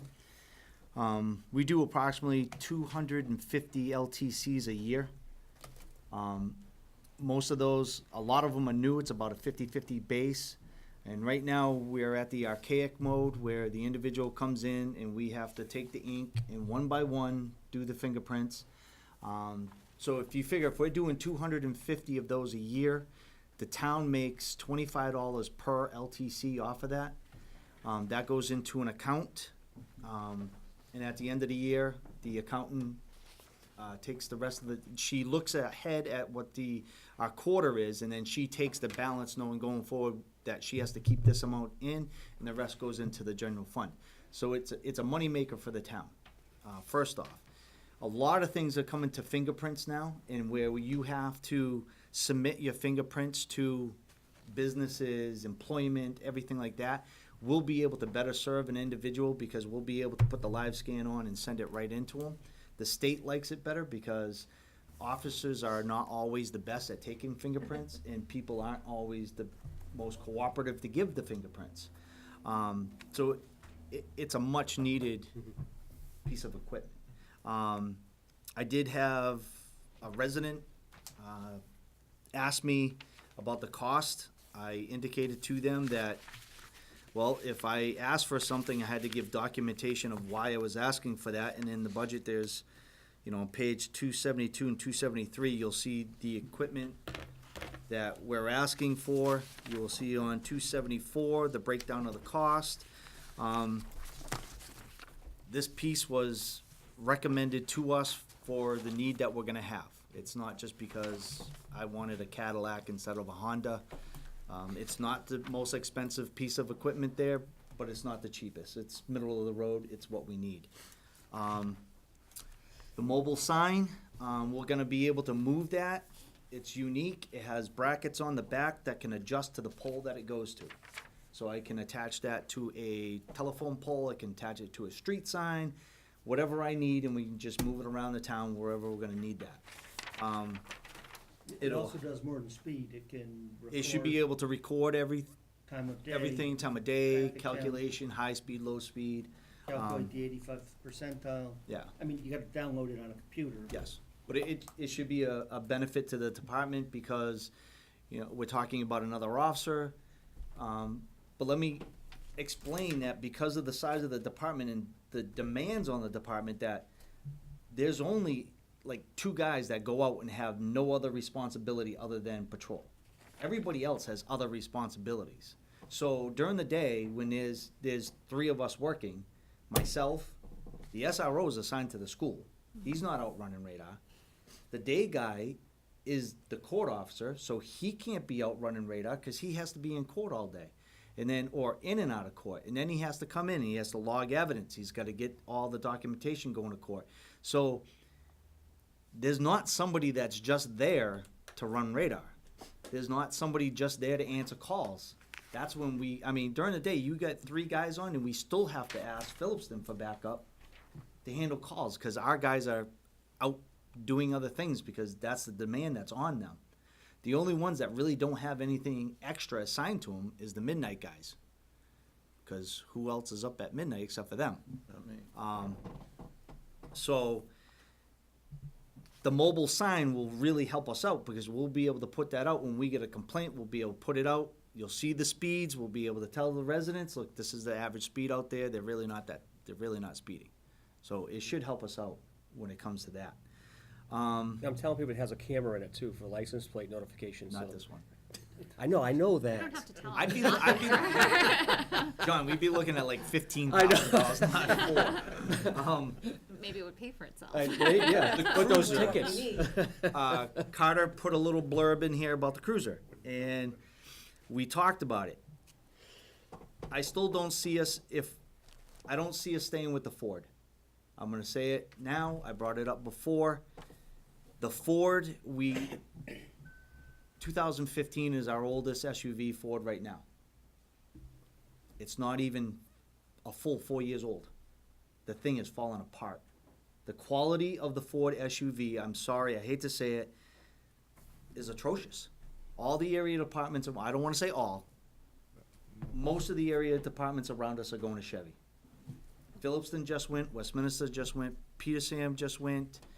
Budget a lot bigger, It's just a better quality a vehicle. lot bigger. What's the model? So we run the Explorer right Right. now. They're going to Tahoes. Tahoe's, okay.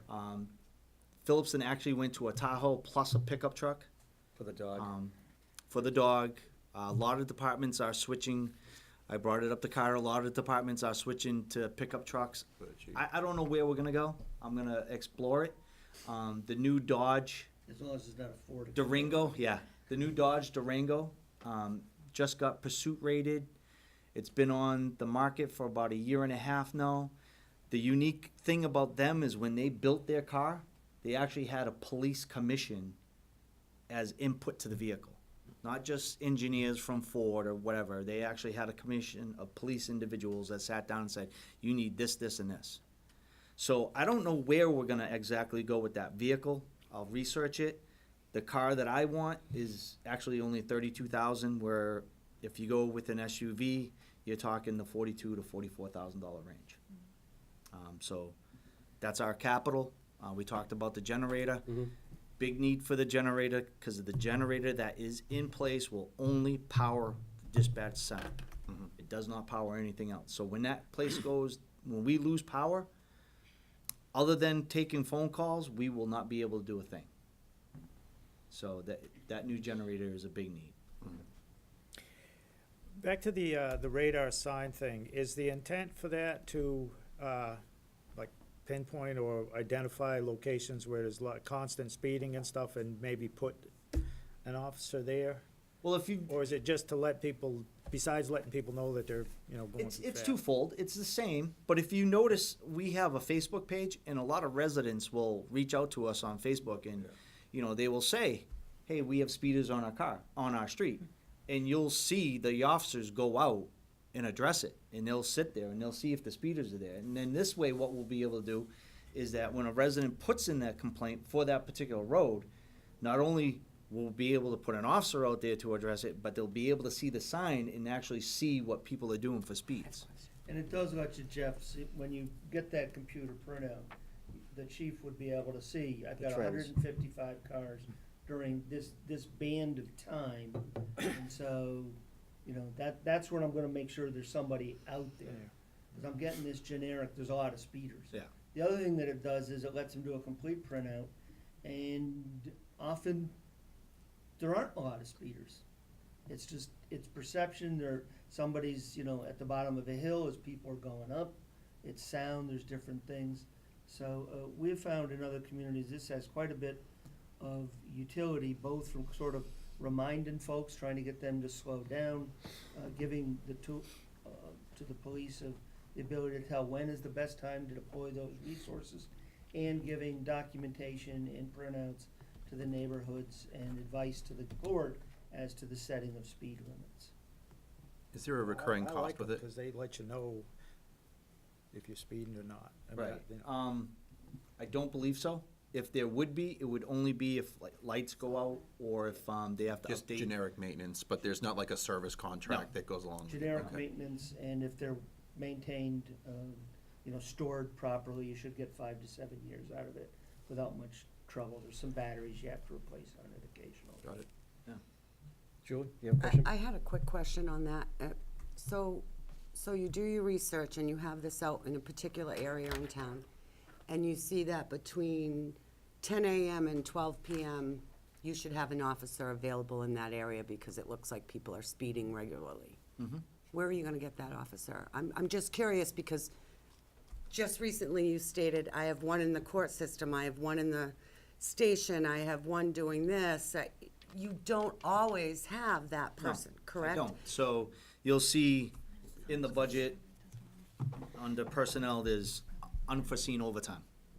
Okay. okay? So if you thought that there was a high safety risk I would hire an officer of on, like if I had students to. getting off of a bus, Right. you would hire? Right, if And I you would had look to, at that area? I'd put them out there on overtime. Okay, thank you. Well, the other hope here is also the sign itself, hopefully deter speeders to slow down as well. Once they see that, the light flashing in your face, like, oh my lord, I'm doing 10 miles over, they would actually hit the brakes and slow down a little bit. So it's a twofold thing, right? Yeah. Great. Okay, thanks. Any other questions for the chief? Thanks, chief, for coming in. I really do appreciate your time and efforts. My Keep up the pleasure. good work. Thank you. Have a good morning now. You too. So just so you know, with respect to what the chief spoke of with a specific vehicle yet to be selected, right now, we are working primarily with MHQ, but we did recently work with Madden Ford, was it? So there are several, MHQ is not the only joint purchase group in the state. And the fire chief and I looked at, and he found working with Madden good, so I know the police chief will be reaching out to, you know, Plymouth County's joint purchase group, and the others, whether it's Dodge or Chevrolet. So it'll still be a joint purchase group of some fashion. Great. Thank you, chief. Thanks, chief. Thank you. Have a good day. Fire chief, you're up next? Yep. Great, thank you, sir. Only 12 minutes behind.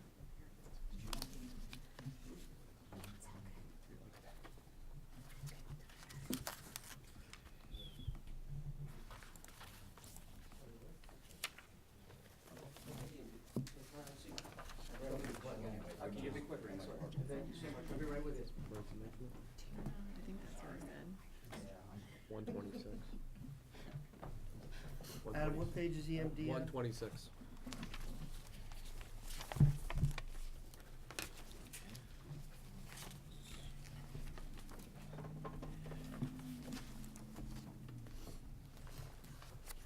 Did you send you the pages? Yeah, we're, our internet's down at the, our internet is down over at the other office, so I couldn't print it out. You want? No, I have it right here. Fires on, 126. fires is 114? Yes. Oh, yeah. EMD starts on page 126. Pretty small budget. Biggest issue that we addressed with the capital planning, we're trying to meet some of their equipment needs. We must be taking them. He's tied in with the police, yeah. He's tied in. Okay, emergency management, you have your, so Yes, it's I pretty do. small. So it's, 5110 is animal rescue training, which was the 500? Yes, Okay. that's for the shelter, which we use the school for, where we're gonna have to take in animals with people because people don't wanna separate with them, so we need to train our volunteers for that. Okay, and that's also coincides with the fire department, because they got that fire department animal containment area thing, right? We store the animal shelter, Right, and working with CERT is how we would set it up. understood. And you would get your guys trained, and it would cost $500 for that? Yes. Okay. I got a question about that. Is the organization called the Central Mass Animal Emergency Team? There's a Central Mass Emergency Animal Team that I know that they try and partner with towns for that, like, I believe that sure on is that one. it, yeah. That's the organization that gave us the trailer, yeah, correct? like they basically try and extend their services to communities, like especially if there's like if we had a barn incident and there were a high number of animals. I just wondered if there was an interaction with that, training or Rich didn't otherwise. That I- specify Yeah, who on he that would one, I use. can tell you on that, Rich Okay. would know better. But they did provide a trailer. It That's is- stored by the fire I believe it is that organization. They were trying to move out this way a little further with their being able to help, and we put a trailer in Templeton for it. And the money that they charge for training is basically how they keep their organization going, because they Yes, work off absolutely. of donations. So the little bit that they charge Right, to get the training out there is how they excellent. keep up with everything. Any other questions about that animal training? Yeah, it's called Central Mass Disaster Animal Response Team, Yes, CM DART. yes, that's them. Yeah. Tony, you had a question? No, it's on the next page. Understood. Okay, any other questions about the animal training? See none. Moving on to 5400. Just wanna Yep. point out, there's a math error.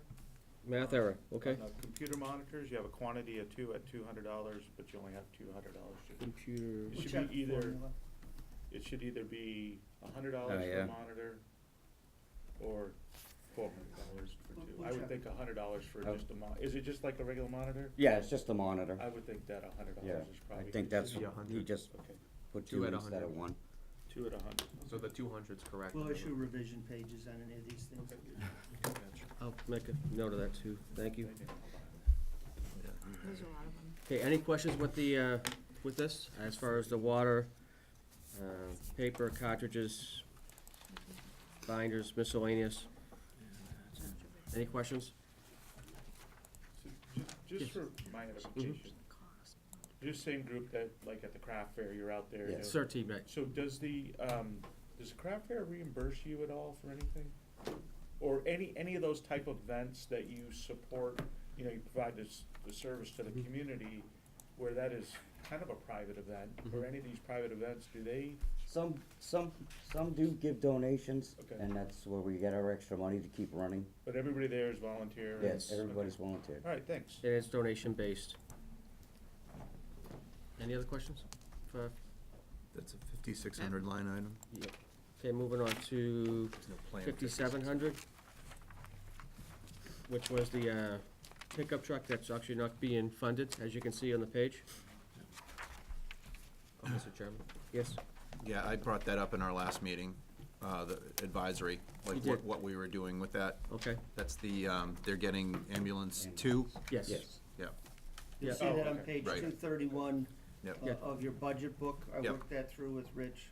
I gave my, our board a back brief of Okay. what the changes to the capital plan were, like the significant items, so a lot of the things we won't need to go over in detail here Right. today. But bottom line, things have been shifted and moved. Yep. So, from the ambulance to Sure. the chief's vehicle to et cetera. Okay. Any other questions for emergency management? Any other questions for emergency management? And if you haven't had the time to go down there, they're the old fire station in Baldwinville. That's where their office is located. And they, You're welcome to come down anytime. yeah, and they do run a really decent shop. They really do. Very impressive for all the volunteer work that they actually do for the community, like the fairs and stuff like that, Yeah, and no, traffic control. And they really help out, not just the fire, but also, you know, police department as well. But I appreciate your efforts. Right. Any other questions for? I'll Nope. just ask. Yes. No, I just wanna, right when he's done, I just wanna get some information. real Sure. quick. Good job. Thank you All so right, much. thank you Thanks for very coming in. much. I really do appreciate you. it.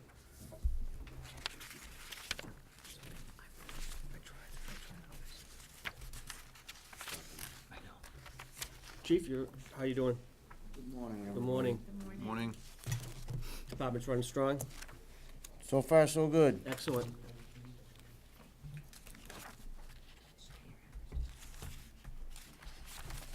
We're starting on page 119. 119. Yep.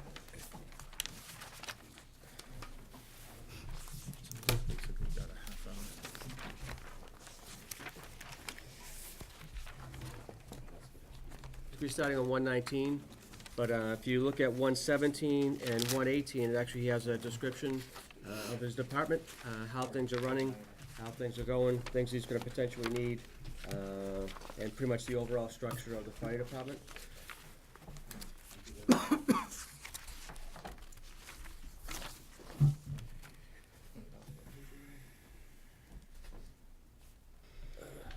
Chief, we'll start with 5100 personnel.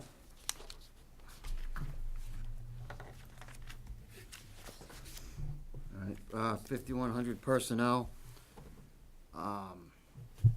We are up from last year. Last year, we were at about 495, this year up to 553. A lot of that is on overtime cost, now that we are up to 24-hour coverage with 4 full-time firefighter paramedics in place. Had to come up with overtime for when they come back. We have big fires are covering for vacation time and holidays and so forth. Also, in this budget is a per diem firefighter medic. My daytime person his shift is Monday through Thursday. So there's another slot in there for a person to cover that shift on Fridays. So with that brings me up to having 2 people in the station 7 days a week for 12 hours a day. And then we have 1 firefighter medic in the station 24 hours a day. That's one of those 2 people. So we have 1 person 24 hours a day in the station and 1 person 12 hours a day in the station. So after that 12-hour period, we rely on our on-call firefighters, EMTs, paramedics that we have coming back and filling the rest of our shift at that time. And how many firefighter paramedics are you short? For what we're budgeted for, I'm at full staff. What I could really need, I need 3 more. Okay. Right now, relying on an on-call person to fill the second position in an ambulance is, we roll the ambulance in the beginning, but it does delay, it has the ability to delay transport time, or it, just like the police officer, we don't always get a police officer on scene with us, so I do have people going into people's homes and situations by themselves, which isn't always safe. And how do you manage that, being the recipient once of that? I recognize that the ambulance arrives and then you get multiple people arriving in their own personal vehicles. How is that managed so you don't have, do they, come over and say all hands on deck, or do you try and manage the number? Well, I try to manage the number. Number one, not knowing what any scene can be. I Okay. do not stop responders from coming out and helping. Okay. We could have something from an unsafe scene to somebody that's just a larger person, a difficult extrication from a house to get them out, so we do need extra help. But what we do is we have the 24-hour firefighter medic that's on duty, and then after 6 p.m. at night, when we revert to the on-call firefighter, paramedic, EMTs, is I have a fire officer that is on duty from 6 p.m. to 6 a.m. He's not at the station. They're at home or staying in the response area of Templeton. Their job is to come out for anything that's needed. They come out for all ambulance calls, all fire calls. If we get a investigation, a lot of time, like we're coming in the spring, it's open burning season. So sometimes people don't always get their fires out in a good time. People call to dispatch. We don't tone out the whole department for something like that. We send just one person, the fire officer will go out. Or he'll take the on-duty firefighter paramedic with them to train that person on what to do as well. Okay. Along with that, we have 1 EMT or paramedic, depending on their skill level, on call from 6 p.m. to midnight, and then I have another person that's on from midnight to 6 a.m. And So- are those in a per diem? Those are in a on-call. Okay. Just like the officer, they're due to come from home or the response area. So we're not paying unless they're called? There is a stipend attached to that. Yeah, I see. It's a $20 for every 6 hours, is it works out for either an officer or an EMT. The firefighters aren't on a rotating shift like that. Typically, when we get a fire call that gets called out, we do need more people, so there's no rotating shift. It's who's available to come out. Yeah, something well, like that. you can probably sense why I'm asking the question, the management of the things where, it's like the difference between running a play or passing. The clock's gonna stop Correct. for some of them, whereas the rest of them, the clock doesn't stop and you continually pay. So I just was interested to see how you managed your numbers for responses. But I definitely appreciate what you're saying. Sometimes you don't know what you're going to. You're just relying on what dispatch is giving you. Correct, Okay, correct. thank you. Any other questions?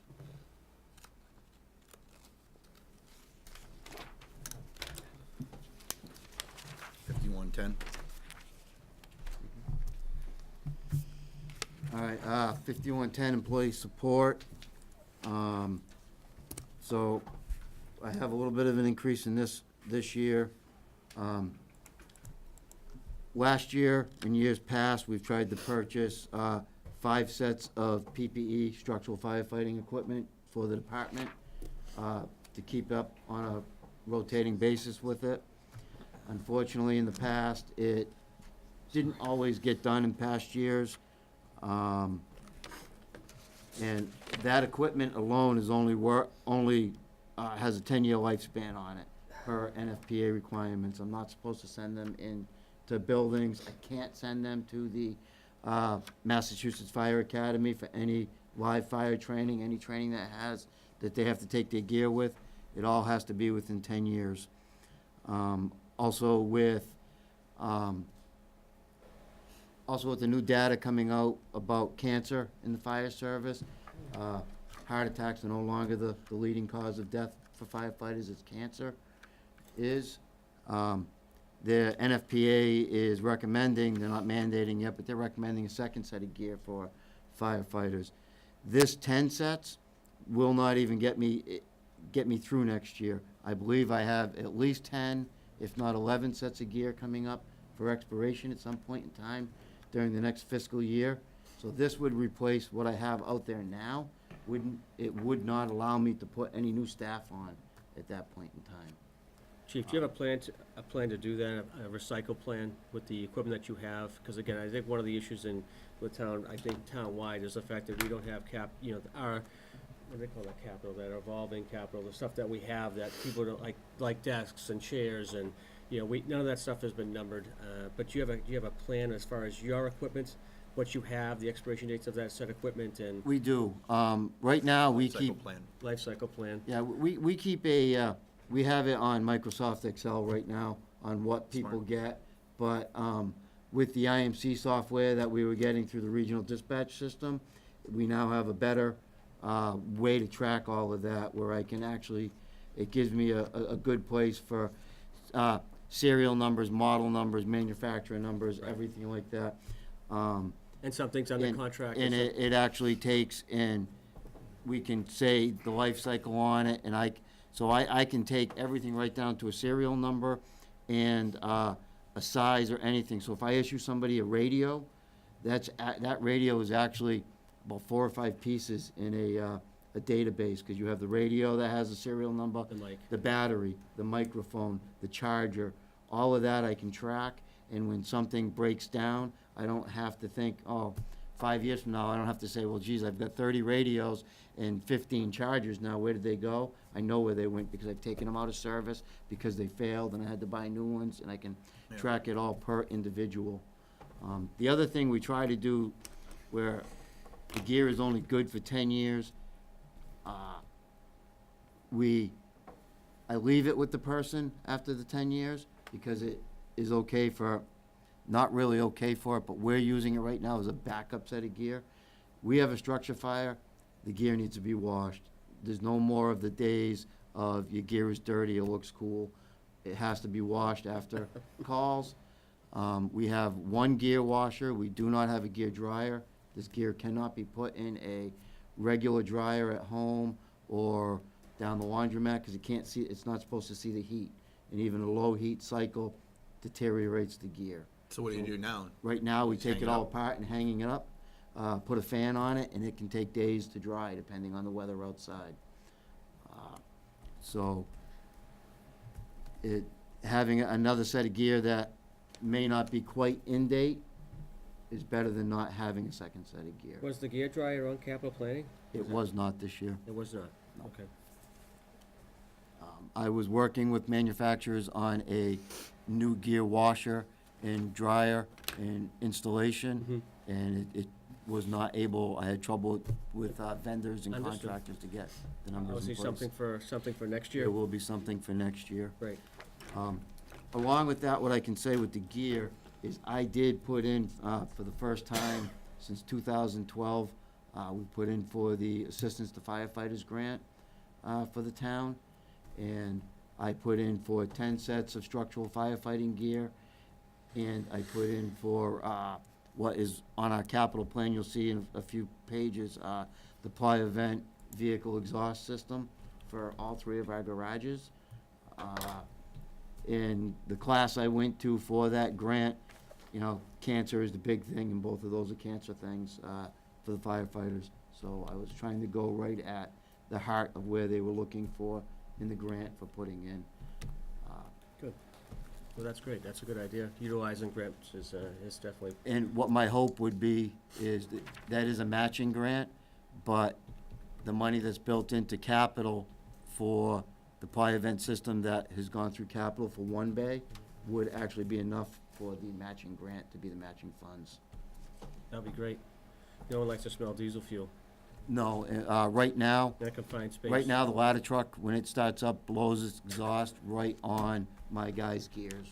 We're gonna have to, we're gonna have to be moving that stuff Yep. around and finding a way to stop that. Good call. Any questions with that, stuff with the equipment? Okay. Moving on to purchase of service, 5,200. So purchase of service, this did go up a bit. Past years, the equipment didn't get taken care of like it should have. With Carter's help,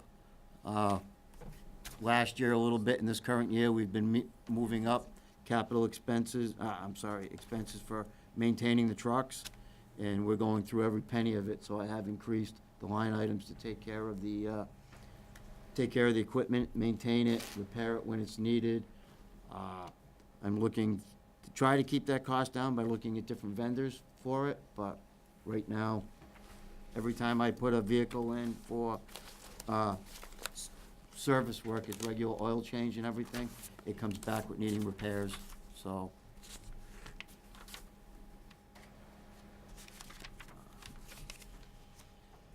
You'll see in this too, it's not any different, but I want to explain, you know, we have service contracts in here. Everything we do, because we're medical-based, the state requires us to have service contracts in a lot of it. So whenever we buy a stretcher or our defibrillators, things like that, all that stuff has to be worked on every year, and the state mandates that. So they look, during our inspection time, they look for the service contracts to make sure we're doing it. Anybody have any questions? Actually, one other item in here, you'll see on PS Tracks, ambulance service inspection, and then underneath it, it's a PS Tracks for fire inspection. That one was removed by town administrator, but we're hoping to get it elsewhere in the budget. That's a system we use for tracking the trucks, for making sure the equipment is in good shape. It's taking it from the paper days where guys just filled out paper on it and moving it electronically. It's something that gives myself and our officers the ability to track better. A lot of that is startup cost for it, but the itself, you can see it's no different than the ambulance. So it's $165 per truck. You just have 500, you know, almost a $600 startup fee for them to build it out for us on that. On the ambulance reporting software, is that a one-time cost of 5,200, or is that an annual license? That is an annual license. We actually, that used to be more, cost us more, but we changed last year to Image Trend, which is the same company the state uses for the tracking of it in a state level. It allows me to cut office time and billing because I don't have to have myself or my admin process a lot to send to the billing company, where basically all we have to do now is we batch send the personal information face sheet that if you go to the ER, we batch send that to the billing company, and they're able to take the billing right off of the website for that, where the old system we had before did not allow that, and we had to process everything to send to them. Central Mass, I don't know who it is. You can see a couple lines down, the scheduling and responding software. That's what we use, the scheduling software is what we use to schedule our people. We don't have to have them come into meetings. They can do it all from home, it's web-based. We can track it, approve it, deny it, transfer shifts and stuff like that, all from, they don't have to be in the office to do it, so. What is the ambulance license fee? That's through the state. We have to, we're licensed through the state, so that's the money we pay for the state for our ambulance licensing fees, and the cost for them, they come out and inspect us once a year, both ambulances. Chief, coastal billing went up a little bit? Coastal billing is all it's based on our calls. So the more calls we get, the more it costs coastal to bill the patients, and what it costs to, we incur that. So these are just for the transport, so we're looking at, what, about 2,500 transports a year? No, well, we do about 1,200 calls total for both fire and ambulance. We're at about 800 ambulance calls a year or so. But how many of those are transports and not denials or refusals? Probably 600 or so transports to the hospital. Okay. Per year. And only the transports are billable. And with Medicaid and Medicare the way it is with flat rates, that definitely doesn't help the. Medicare, Medicaid rates go down every year. Understood. So if there's a refusal, that is, they get there and the person just Refuses not to gonna go. go, we can't bill anything for that at all. Okay. Go ahead, Jeff. Is coastal, their turnaround and response gotten better? I know in past years there's been some issues with them. Ever since we've changed to the image trend, they can be in there that much sooner to get that bill out that much faster. And some of the bills that we deal with, motor vehicle accidents, are billed at 100% of our rate to the motor vehicle insurance, but if we don't get it in there fast enough, we have to fight with everybody else for the money. So by moving to the image trend and getting that information to the billing company faster, it's helping our billing rates. Not just for that, we do calls, if we use the Life Flight helicopter, everyone knows their bill is a huge bill. If we don't get our bill in before them, sometimes it's tough to get the money on that.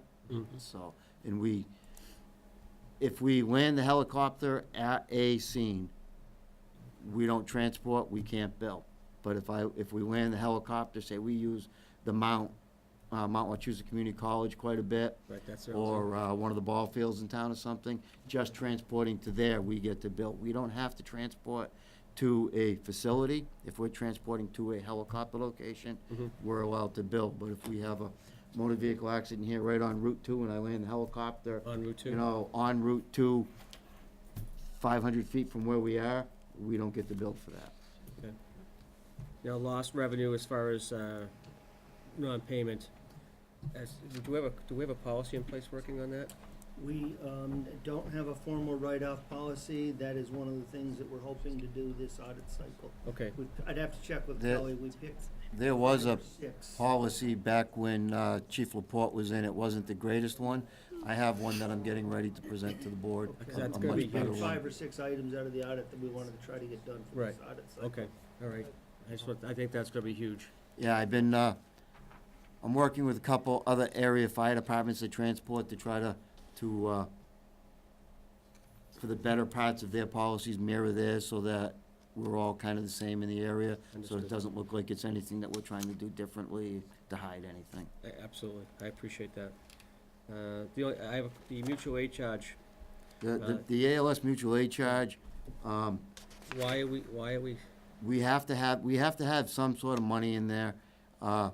We're staffed at one paramedic. right, We do get a lot of double calls, it seems like. So if we get a double call and I get an EMT that goes out to that call, but I don't have a paramedic, and I have to call a paramedic service in, we have a second ambulance, we do the transport, but we have to share that money with the other ALS provider. right. We don't bill separately. We bill and then we have to share that money. So this money is what we would pay that provider with. I have no way to know from day to day what that cost is gonna be. I see, so let me just get this right. So basically, you have a second call, we have a BOS provider, say Wood shows up, we'll use them as an example, Wood shows up, their paramedic gets in our truck. They get in Then our we truck. drive to the hospital, we bill, but then whatever their cost is from, even though coastal, We share that, we pay them a flat fee of $300 for that call. okay, but we're getting the cost of the insurance company. Yes. Okay, so it's kind of like a loss, but it's kind of like evens out in We the end? still get the money in, but I can't use that money until the following year, because it comes into the ambulance return receipt I gotcha. account, but I have to pay it out this year. Understood, okay. And how about mutual aids to like, other fire departments, such as like, since we do have ALS, to like, It's the same agreement with like with them. With Winterton, or we have to go into Phillipston? If we go into other areas, and if they transport and we put our paramedic in, it's the same sort of agreement Okay, with them. If we go into another community, say, Winchington, and they don't have an ambulance, and we go take the call and transport, the money's 100% ours. okay, I understand. I And see. that would happen the same way if we don't get a crew for a second call, and Woods or Winchington come into our community, they get the entire bill. We don't get it. Now, do we have an agreement now with Phillipston? I know Phillips doesn't have ALS, they get their ALS from Athol, from the other side of this. We have a mutual aid billing agreement with every community that we border. Okay, great, excellent. Anyone else have any questions for this? Not that one. Okay, moving on to 5400, supplies. Really not much change in this, a few $100s. This is, we've been actually trying to work with Hayward Hospital better with supplies, and we've reached out with multiple vendors now. Back in our rescue squad days years ago, we only really used one vendor. I've been trying to make contracts with both, and my purchasing person, he goes out, when we have to order stuff, we hit with 3 or 4 vendors and find out where we're gonna get the best price before we purchase anything. It's not just a simple thing. So, could I ask a question on the Sure. supplies? Yep. And I understand what they are, bandages, whatever. When you bill, doesn't that go to a patient? When we, even when we bill, it's a general bill. If we decided to go to individual billing, that gives the insurance companies the ability to deny that service, and we Okay. can't get it. So we have what's called the BLS rate, ALS 1 and ALS 2 rates, Okay. which covers it in general. But even with that, I take you to the hospital today, I get that payment today, goes into the ambulance reserve receipts for next year. Okay, So I need that money to be able to pay the bills and okay, to keep up with Thanks. that this year. thanks. And those rates can be adjusted based on, because obviously, we just pretty much, placed the BLS and ALS 1 and 2 rates, not even, about a year ago? About two, it's Yeah. two. 2 years? Going on 2 years. 2 But years, so the I way mean- it's all set up is to be based off the Medicare, Medicaid rates, Right. 100% of that and so forth. Right. We're at, I monitor what other agencies do from time to time, and we're still right in the ballpark where we're right in the middle to high end. Okay, We can set our rates for whatever we want. The insurance companies are gonna pay it, and then we have to go after the individual, and we don't always see that, so. understood. You have also medications and narcotics. Now, if you use medication, narcotics, or paralytics en route, do you get those replaced by the facility that you end up at, say like Haywood or UMass? Only Haywood, so no matter where we transport a patient, if we use narcotics, we have to go to Haywood. Our agreement for our service is Haywood Hospital gives us our medical control, so Haywood Hospital is where we get our narcotics, and we have to buy our narcotics through Haywood. We have no choice, that's in the agreement. But we also use Haywood Pharmacy along with our other vendors to try to keep our regular medication costs down. Understood. We can purchase anything that we can get from there Okay, as well. great, okay. Great. Any other questions for this? Then moving on to 5700 expense budget. All right, so on this is, there's been a lot of moves, like the ALS charges have moved over to purchase of service. We have the second year of our engine 3 lease payment in here of $92,500.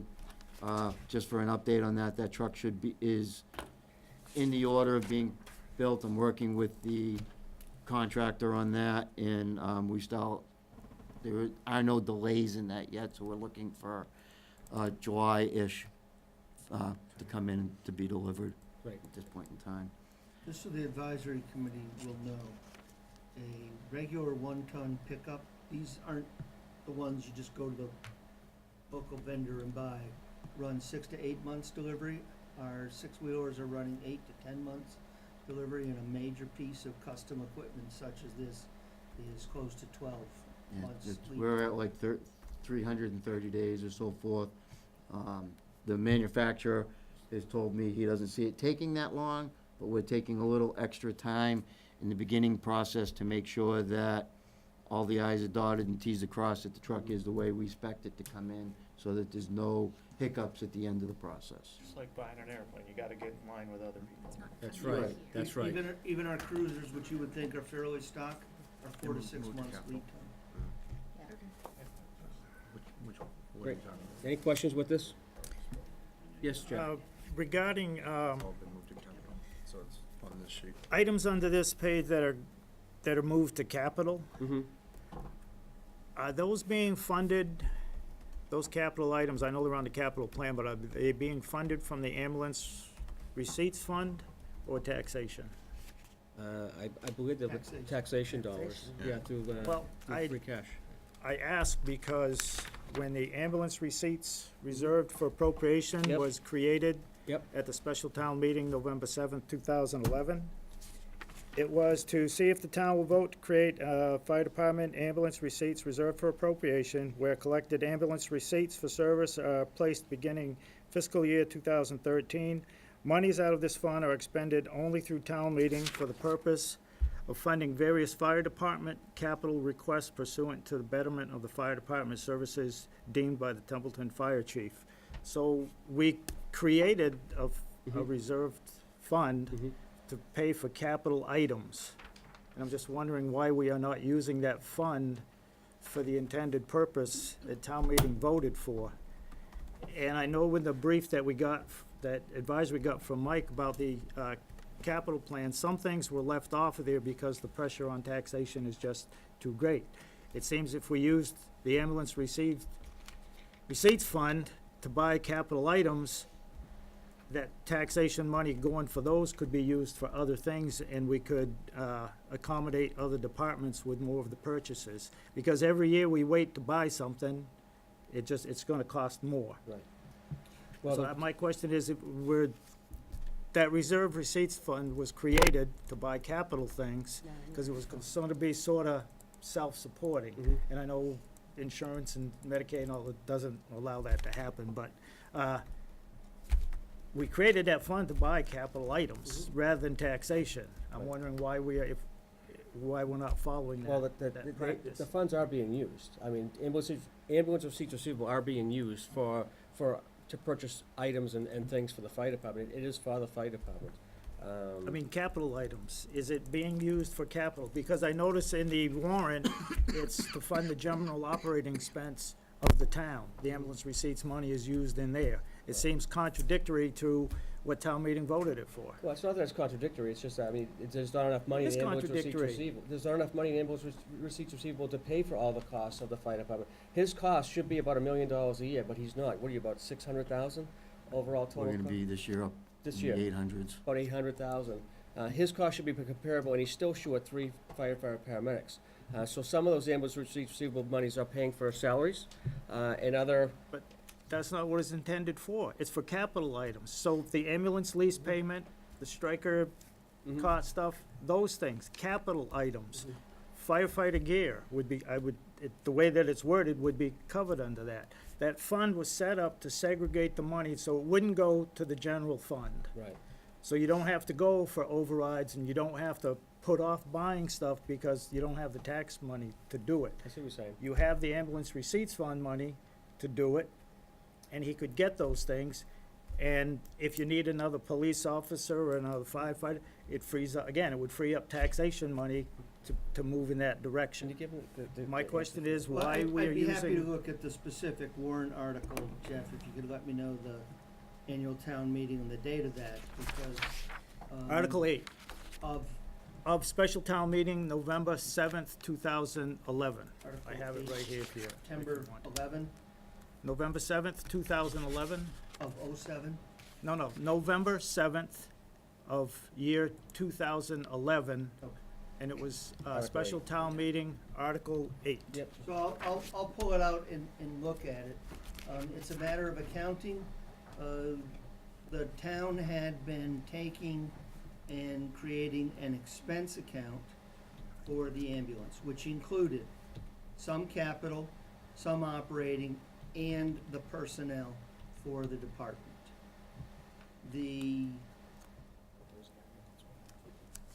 It's all the same in terms of accounting, because we are supporting for the $56,000 lease payment out of the ambulance receipts. And we could go through here, I'm sure, and, break it out, and I'm pretty comfortable that the $250,000 we're transferring each year can be supported and explained in the same manner in which it's been used since this fund was created. Sometimes the wording at town meeting has not necessarily been what it should be, or it's been expanded after it was adopted. We'll take a look at it, and if it needs some amendment or refinement, we can certainly address it. It's the blending of the department with the full-time personnel that changed that shift. I just don't want to see us get back to the days, because very quickly, the town one time, many years ago, created an ambulance receipts fund, and they put a limit on how much they would put in there. I believe it was $100,000. They began taking in more than $100,000, and they said, wow, there's a lot of money coming in here. Much like when the Board of Selectmen were the water commissioners, they would use that money for other things besides water. So they did away with the ambulance receipts and started throwing it in the general fund. And you would get to town meeting, and they would ask taxation money for an ambulance, say. And town meeting would go, oh, heck no, we ain't paying extra money for, and that's why a lot of vehicles and a lot of things are in the repair that they're in. Mhm.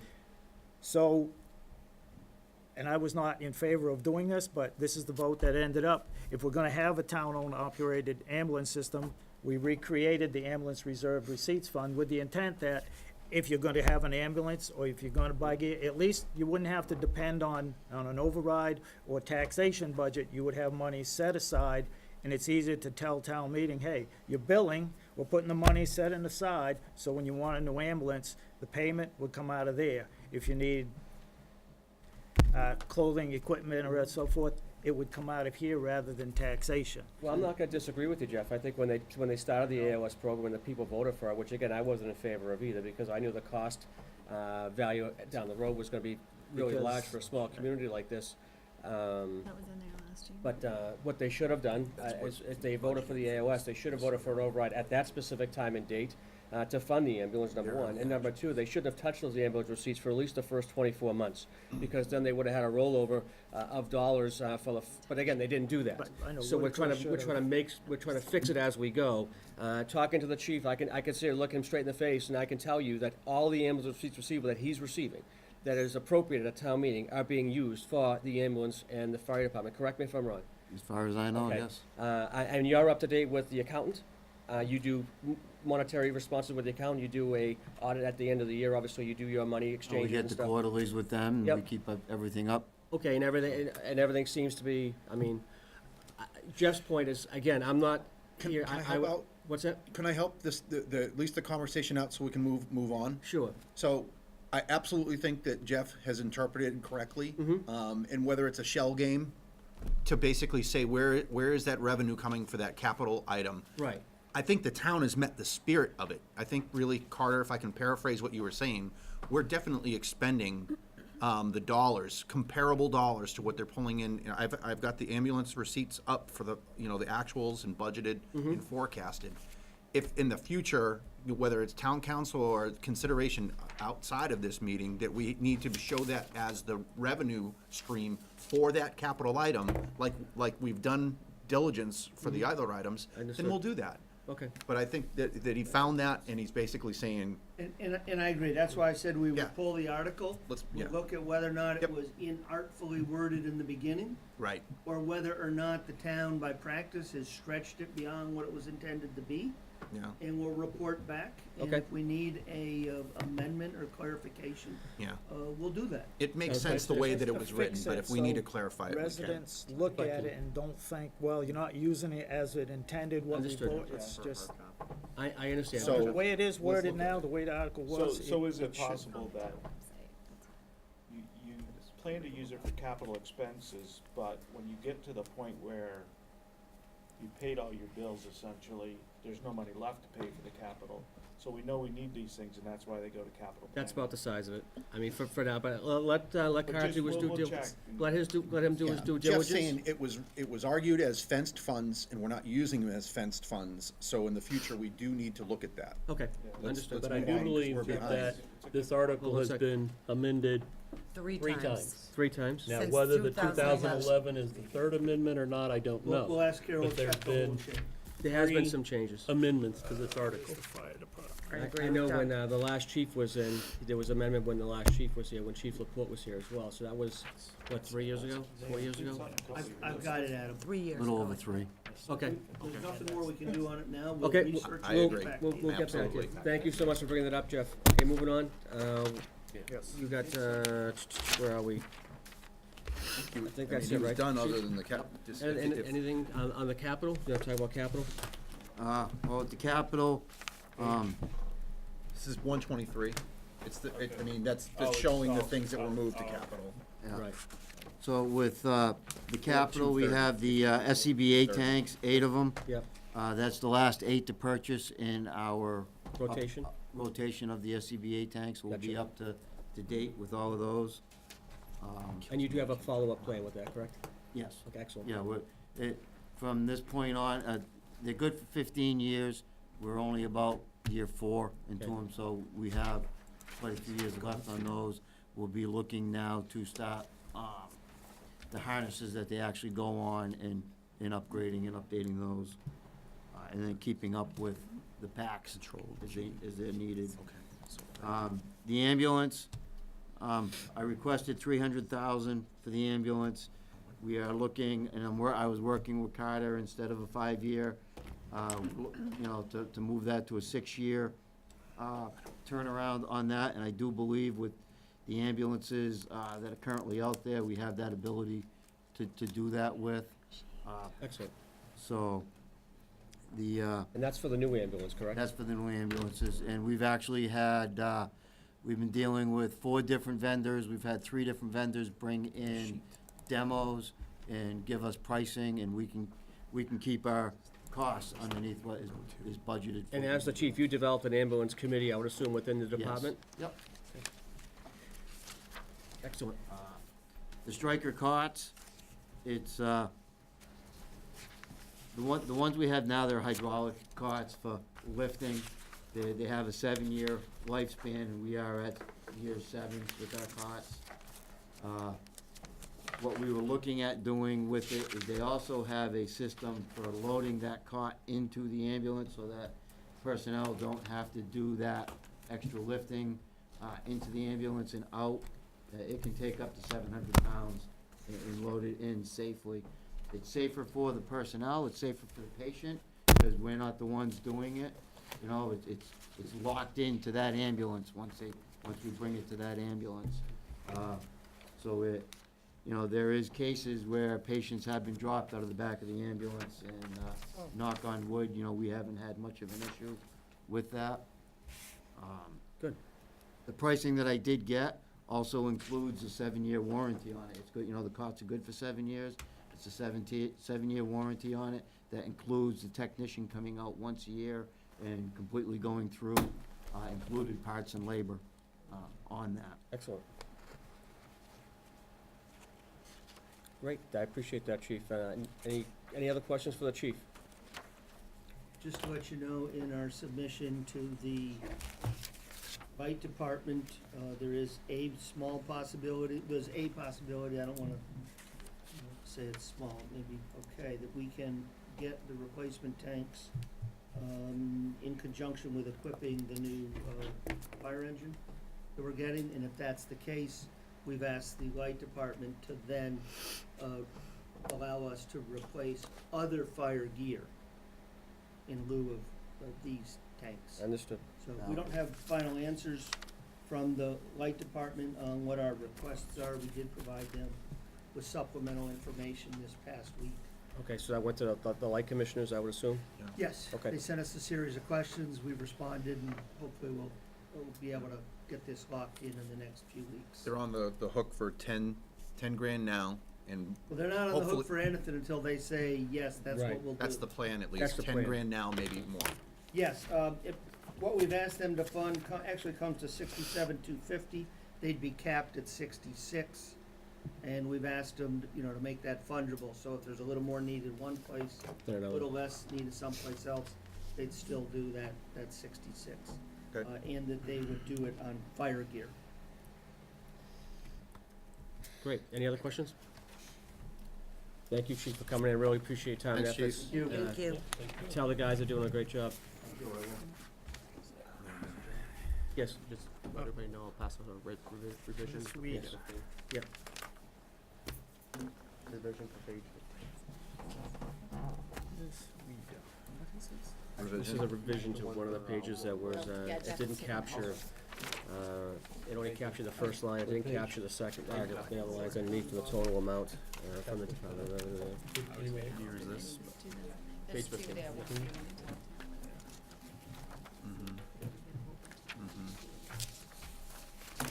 Great. Thank you. Okay, we're gonna move on That's to, already amended electronically. Yep. I can't, my eyes are really gone. Development services, and we're a little bit What behind the page? schedule. What page are you starting on? I'm starting on 133. 133.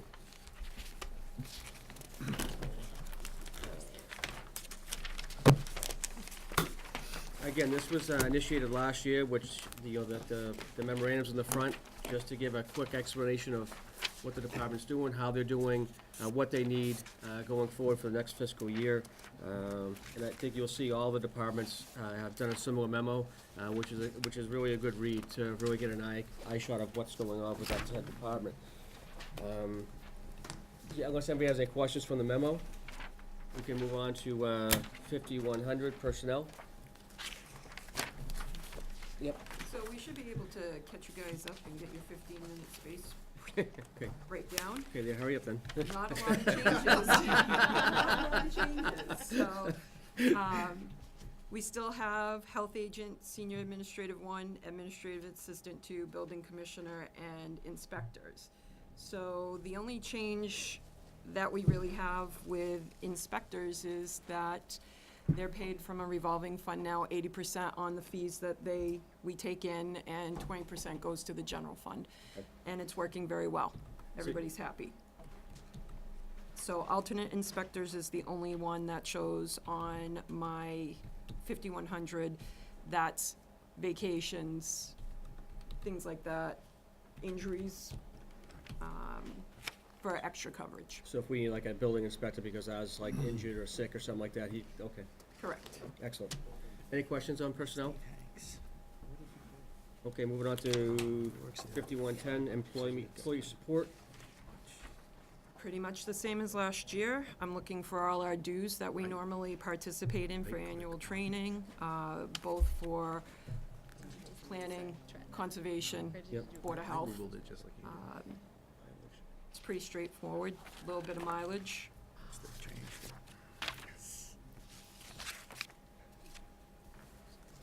Are you guys still using that green truck out there? In the summertime, Excellent. Why only in the summer? it is an older vehicle that is not reliable in the winter. I use my vehicle in the It's like winter. 30 Because it years. has no heat or What year is the- that, 30 years old? The transmission? It's kept up to date, it's just, It qualifies for antique plates. It's like 30 years old. It doesn't always. We discussed that It's a at capital treasure. planning, that we would really It's a like to see the treasure. green It's a machine treasure. go away. Green machine. We will be coming to capital planning this coming year. I look forward to it. Excellent, excellent. Thank you. Switzerland can do better. Yes. All right, any questions with that? All right, moving on to purchase and services, 5,200. Purchase of services were pretty much the same. I did look at some inspectional software for our development services offices. And working with Carter and Adam, we do believe that we can actually fund that through a grant. So we've taken it off. And everything else, we're very lucky. Things like the landfill monitoring, the wells, Yeah. hasn't increased in cost for 3 years. So we're relatively the same as last year on this funding. Have you looked at, speaking of the landfill, have you looked into, with the cap on the landfill, to utilization of the cap for having like solar panels for the light department, or? Yeah, we have looked into that several times, and there's just not enough space for it to happen. There And isn't. Our landfill cap is not as big as some others. Mm-hmm. It would be very difficult to get anything in there, and the cost is prohibitive. Okay, understood. I was just curious. Okay, moving on. Any questions with that? Because then you can choose where to go. Mike, do you have any questions with that? Thank you. Okay, No. moving on to 5,400 supplies. The only real increase to our supplies is the cost of stamps and postage. We do a lot of certified mailing. Stamps went up. Yep. Cost went up. Understood. Any questions on that? Should be watching this back, because I'm thinking about doing, Once you are, it's good. That's what it's supposed to be. once you love it. Excellent.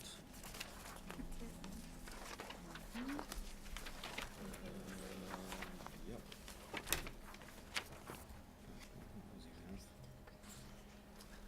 Excellent. Any questions for developmental services? Just while we have Laura here, there is a freestanding warrant article, the third of 3 for the coming year. We charged the school the building permit. Yep. But that all came, and we only charged about a third of what it could have been or should have been. But that all came in 1 year. Right. And yet the inspections occur over 3 fiscal years. So, the first year we had about $25,000 of free cash. I think we only used about half of it. This year we had about $50,000. And for the coming fiscal year, we've asked for 25 again. Mm-hmm. Out of the free cash, Out of the free cash. Right. Um, which was it based on should a be more permit than that was enough, but we paid. wanna make sure that in It case was. something goes wrong at the last minute, Mhm. we've got enough for all the final inspections and everything. Excellent. So when they pay that initially, did that go into free cash to be Well, held to it use? goes into General general fund. revenues, and then, yes, it rolls into free cash when your revenues are higher than your projections. Okay, thank But you. what happened was it ended up being like 3 years ago. Yep. But there's a 3-year cycle, so Right. we had to use those hundred and thousands of, whatever it was, over the course of the inspectional period of the 3 years. Okay, thank you. That it? I think that's your only warrant article, other than zoning Zoning. and stuff we'll talk to when we talk about codifications and such. Great job. Thank you. Guys are Thank doing, you. and girls are doing well. Trying. I know. You got the award. Thanks. You did, you were very, you got the award. You were awesome, you Again, kidding me? What he's referring to, if you're not familiar with it, is the select board created 3 honorariums to be awarded annually as a result of the evaluation process. One was for improvements in communications. One was for, reorganization and just moving us forward. And Lori won the award for that. Comes with a little She's all done. low cost, no cost certificate and $250 check. But she really has done a terrific job Yep. in moving the whole development services, one-stop shop, all land use issues forward.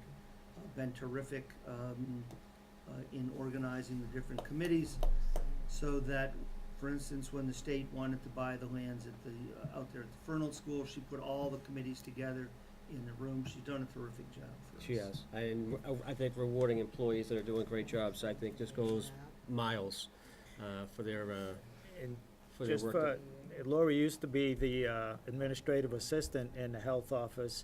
She got some accreditation. She moved on to another town where she was assistant health agent and then a health agent. And then when the opening came up, she came back to Templeton. Thank you. Exactly, exactly. And she's taken over that She's- office I- and done a I good job. can't She's tell really, you. she's really knowledgeable, really helpful with Oh, people. with everything. I mean, with the But with she the started septics. out as administrative assistant Wow. and worked her way. See what happens when you blossom and you get bigger and better, and then you end up in Templeton, She was already good before she started. which is great. All right, so that's it for now.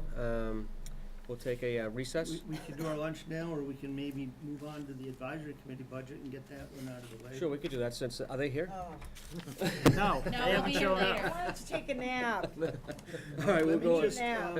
let me just distribute something on that.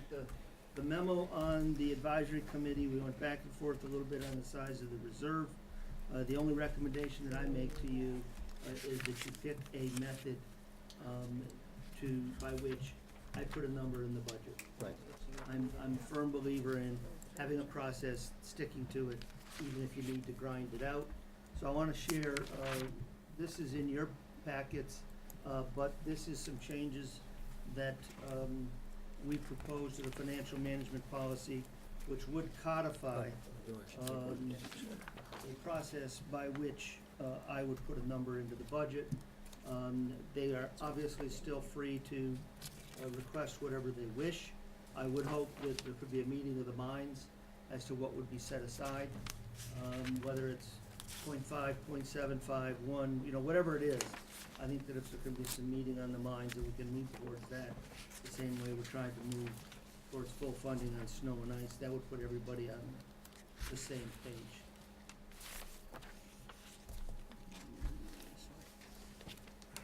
And the advisory committee budget starts, what, Jeff, page 50, I think? Yes.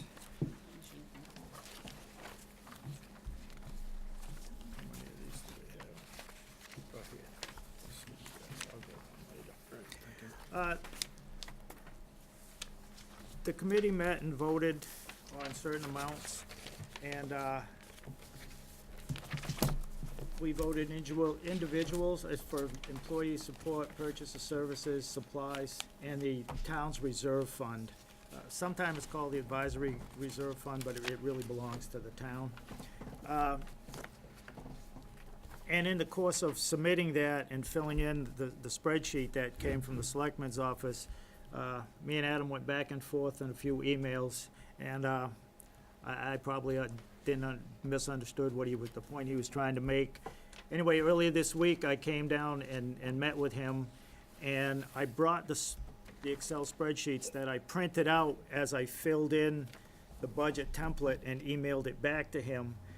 So there's some numbers in this binded book and on the electronic copy that don't match what we submitted, but in the discussion with Adam that we're not alone. For some reason, there's a lot of numbers that don't match up completely. So on page 50, just employee support, 5110, the annual meeting of the Conference of Association Town Finance Committees matches. The second item, I submitted, and we voted, the committee voted, and I submitted 7 members at $30 each to go to the regional Association Town Finance Committee. And for somehow, we have, the total dollar is the same, but the quantity of 5 is different.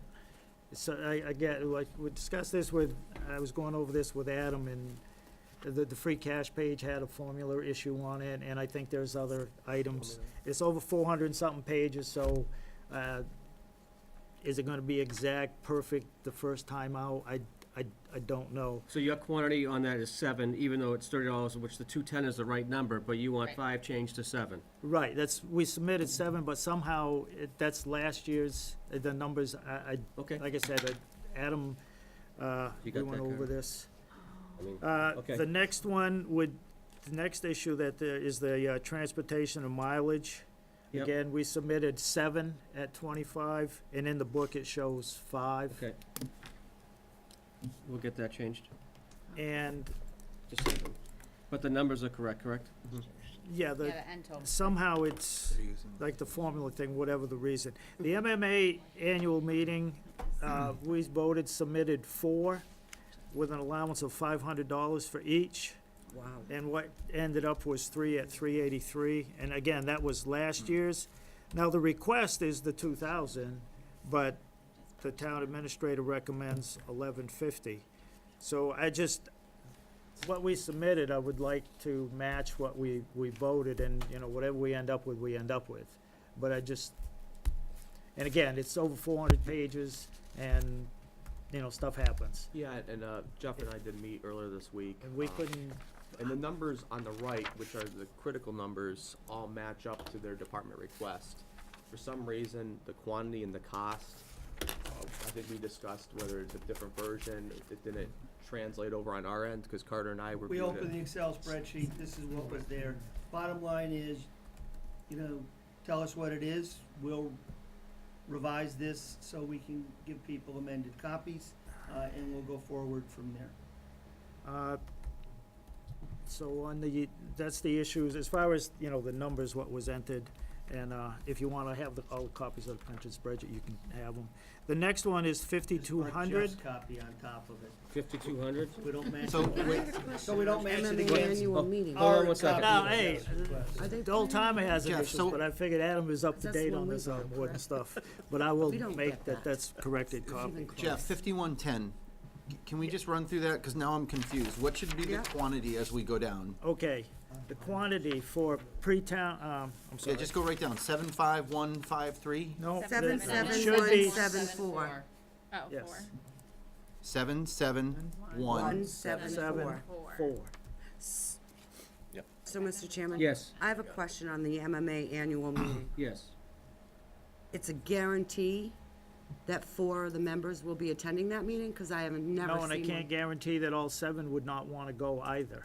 Right, but I'm just saying, there is a guarantee in your budget that 4 would be attending that. There's funding for 4 people to go.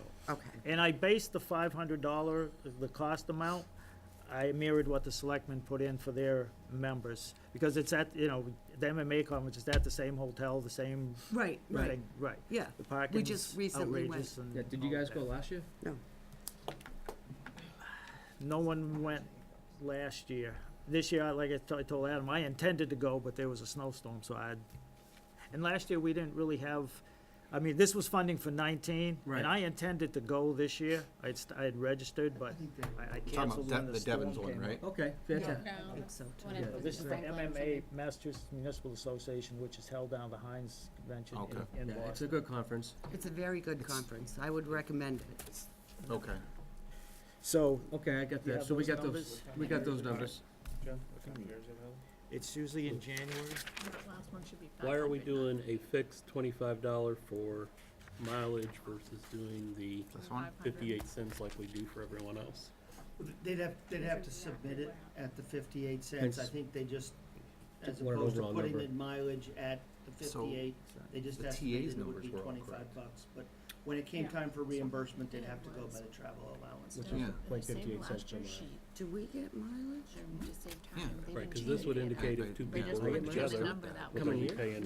Yeah, So no that Each they- one. Right, Five. it Oh, it you doesn't- went further Convert than that to that. mileage, they just That's did not- it that way. It doesn't I- account for I don't know. potential Intended to be efficiencies of utilized, people but the riding numbers are right. together. I- or whatever. right, I got you. Right. Okay, Yeah. so the Like TA's how- numbers like- were right. You can't is what- guarantee And the that, so you have to requested budget numbers for are right. worst case. Oh, yeah, all these numbers align. I got you. Okay, It just the I got you. specific very confusing, but information. now I'm good. I'm So- good I now. think I know what Spreadsheet, happened, the but goes in the spreadsheet, we don't know what happened. experience Stuff using it. happens. It's probably an old man's fault, Right, right? so what's, Next year we'll do double check. Jeff, 5,200, do you have questions? Okay, on 5200. 5,200, the way it was submitted was in the quantity. It was 3, 1, 1, and 1. However, the math works out, what's in the book, it has a quantity of 2 for a special town meeting, pre-town hearing, and 1 annual town meeting, pre-town. Whereas we voted to put 3, so allowing for the pre-town hearing for the annual and 2 special town meetings. But the math works out the same, 70 and 35, so that's, to me, that's not, The dollars are good, but the the numbers. dollars and the numbers, match. We'll be And you have corrected. one for Move on. Vadar? You only have one? One license, because, we can't all be, that's the thing about it. If I get online I and getcha. then Amy wants to get on, she'll kick me off. Right. So we're only only one person at a time can be in the system. How many people are trained now on Vadar as far as the advisory committee? I'm the only one who attended the Vadar training that's still on the committee. Shoot, okay. And to request like an additional train, which would cost dollars, I would assume? Right. And we put because we've had some discussion. Because if something happens to you, Jeff, what's gonna, you know what I'm saying, if something happens to you, who's your backup? Going in the ground, then there'll be a big celebration. You're probably right, No, but, like Lee went into it and he worked on it, but we actually talked about, we put the money in here, and I believe at the time, the discussion was if we determine whether we're gonna go for the license again or not. We had to have the money available in case we voted to continue doing that, but if it comes up that we don't really think the use is justifying the cost to the taxpayers, that we would not renew the license, and there is a time, we have a few months to If you decide that. recall, we did a lot of discussion of if we can get to the treasurer account or whoever and get the information we need, what's the utility of Vadar if we can just get the information we need within a timely manner, then maybe we don't need Vadar, but we wanted to make sure the money was there Just in case. just in case. I see. So, Okay. You are getting the information you need, just like the rest of us on this board, as far as your right, and it's like I said, it was an ongoing discussion, but we chose, because if you don't put the money, request the funding for the thing, then your No, I line's understand. made up No, for you. I So we got have you. a few months, and we decided, we would discuss this. This moving board forward. supported that. I mean, we supported that, and knowing the fact that, as an advisory committee or FinCom, you guys, I mean, from what I understand, are the only ones around that have access directly to their accounting software. So, which is, again, doesn't matter to me. I mean, I'm an open book. My thought, I asked the man why we couldn't be included on the town's general license thing, and, well, it's probably a money thing, but I said, Just like everything else. you had to have a, separate, Right. and I was thinking, Right, so, okay. so 5,200, like I said, despite the fact that they was split up and not combined, the money, the total, it all works out the Okay, same, great. so that's all good. Okay, anything for supplies on 54? 54, Is that like paper and stuff, Jeff? yeah, office supplies, if we, clips to put stuff together, printing, paper, whatever we use. Okay. Quite frankly, as the chair, the way I do it, I take it all out of I do it all at home, out of my pocket, but I'm not, the next You chair get might. reimbursed at all for that? What's that? You get reimbursed with receipts? No, I do not. I do not ask Can he? taxpayers to reimburse We me bring for them a coffee anything. once in a while. Yeah. You do? That's That's bag right. of cheeseburgers. I mean, I brought cheeseburgers but the if other you're, night. if so you're we going can- to Staples and buying paper and stuff for the utilization of your, of the advisory That's my committee, personal choice, you but should be able to get reimbursed for that. I choose not to. Well, that's your choice. I choose, Yes, I'd say that's I what he's choose saying. not to, Okay. but future chairman, may not choose to do that, so we don't have the money there to I understand. make all those things. Okay, Okay? All right, sounds good. They're trying to wean me off of paper copies anyway. They're trying to push me into electronic, but. Well, that's the age we're going I'm in. a stubborn old guy. All right, so looking at, And I'm oldest, so. okay, looking at, what are we looking at now? We actually asked 5,600? for office supplies, we actually asked for Thank you. $340, but there's $350 in here. Again, $10, it may not even get, much of it may not get used, but, so that one's Okay, so we're at, 250, and we're at the reserve fund. 45. I know you asked for initially 75, correct? We started at a number, and then we backed another number, and then the last one we voted on submitted was 50. Mm-hmm. And Carter and I had to agree to disagree on that one, but we've gone up. It was an increase for over last year, Yes. a few thousand, so. So 45,000 is where you're sitting at right now. I mean, And I that's think where at the end we're of the day, at. we need to come up with a, The with a board, policy that outlines how we're gonna get to that number, based on, based on a prior year's obvious operating budget potentially. Is that how we're gonna work that? Well, my philosophy is that if I have some guidance going into budget planning of what the targets are, Mm-hmm. at least there is an objective standard that I can point to. Last We page, Jeff. can certainly disagree on what the number is. The most important thing to me is just agree it between the two of you. Mm-hmm. Recognize that it's aspirational at this point. Right. When they went from 75 to 50, I originally had 50, and in my memo that you'll find on pages 54, 55, I said, this is subject to the schools at this point. We went down a little bit. So like snow and ice, this is gonna be an aspirational target, and it changes every year. so we owe you some methodology. Well, we sent. Well, we're proposing one. Did you get it? Yeah, look at the last page. I mean, mine works on the basis of a percentage of the prior year's budget after you exclude some things that are fixed. So debt, it's not gonna change. I It and is double what it I. is, it's fixed. I think this is one of those funds that whatever formula you use, you Yeah. don't know if it's good enough until you need the money. That's Right. That's right. So, But rather than having the annual arm wrestling over what should it be, Right. if I could have some direction in preparing that budget by means of a policy, which hopefully has become the product of a joint agreement of these two Yeah, bodies. I mean, Right. we had meaningful discussion about it. Yeah. So it wasn't just an arbitrary, No, we did. Just take a peek at this, bring it, put it on your agenda for your next meeting, so then hopefully by, next fiscal year, we can, but next budget season, we can come up with You don't tell me what to put on a piece of paper. we can process, we can hopefully Yeah, have I- the town administrator come up with a process that's attainable by both bodies. I think that's reasonable. And Again, we're not, obviously this year, I mean, we went down. I mean, because again, the reasons are pretty outlined in this, in our statements, it's pretty outlined why. It's not that we want it to go down, it's not we don't wanna give you the dollars that you need. Well, it's actually come up about 7,500 over this year. Right, from last year, right, yeah. Yeah. But, I mean, and again, just as long as it keeps doing this way, I think you guys would be See, happy. My philosophy is you ask for the top of the mountain, and if you get halfway, See, that's your then marine you did mentality, good. see, that's your marine mentality right there. But again, if we have a fixed formula, Right, I think if we know what it's gonna be. Right. I mean, everybody knows, there's there's no argument, there's no discussion, this is what it is based on this. We can still I argue. think, we'll look at the formula, and I think that if it's, I'm sure we'll all think it's reasonable, or I don't wanna speak for anybody, then just move forward with that, and then it makes it easier, instead of every year trying to figure out, okay, what's the right number? Exactly, that's exactly right. I mean, let's All put it in a towns do policy, it. so again, we follow policy, and that's just how we're gonna do business, this is how we I'm do glad business. that the number went up. I'm glad it went up too.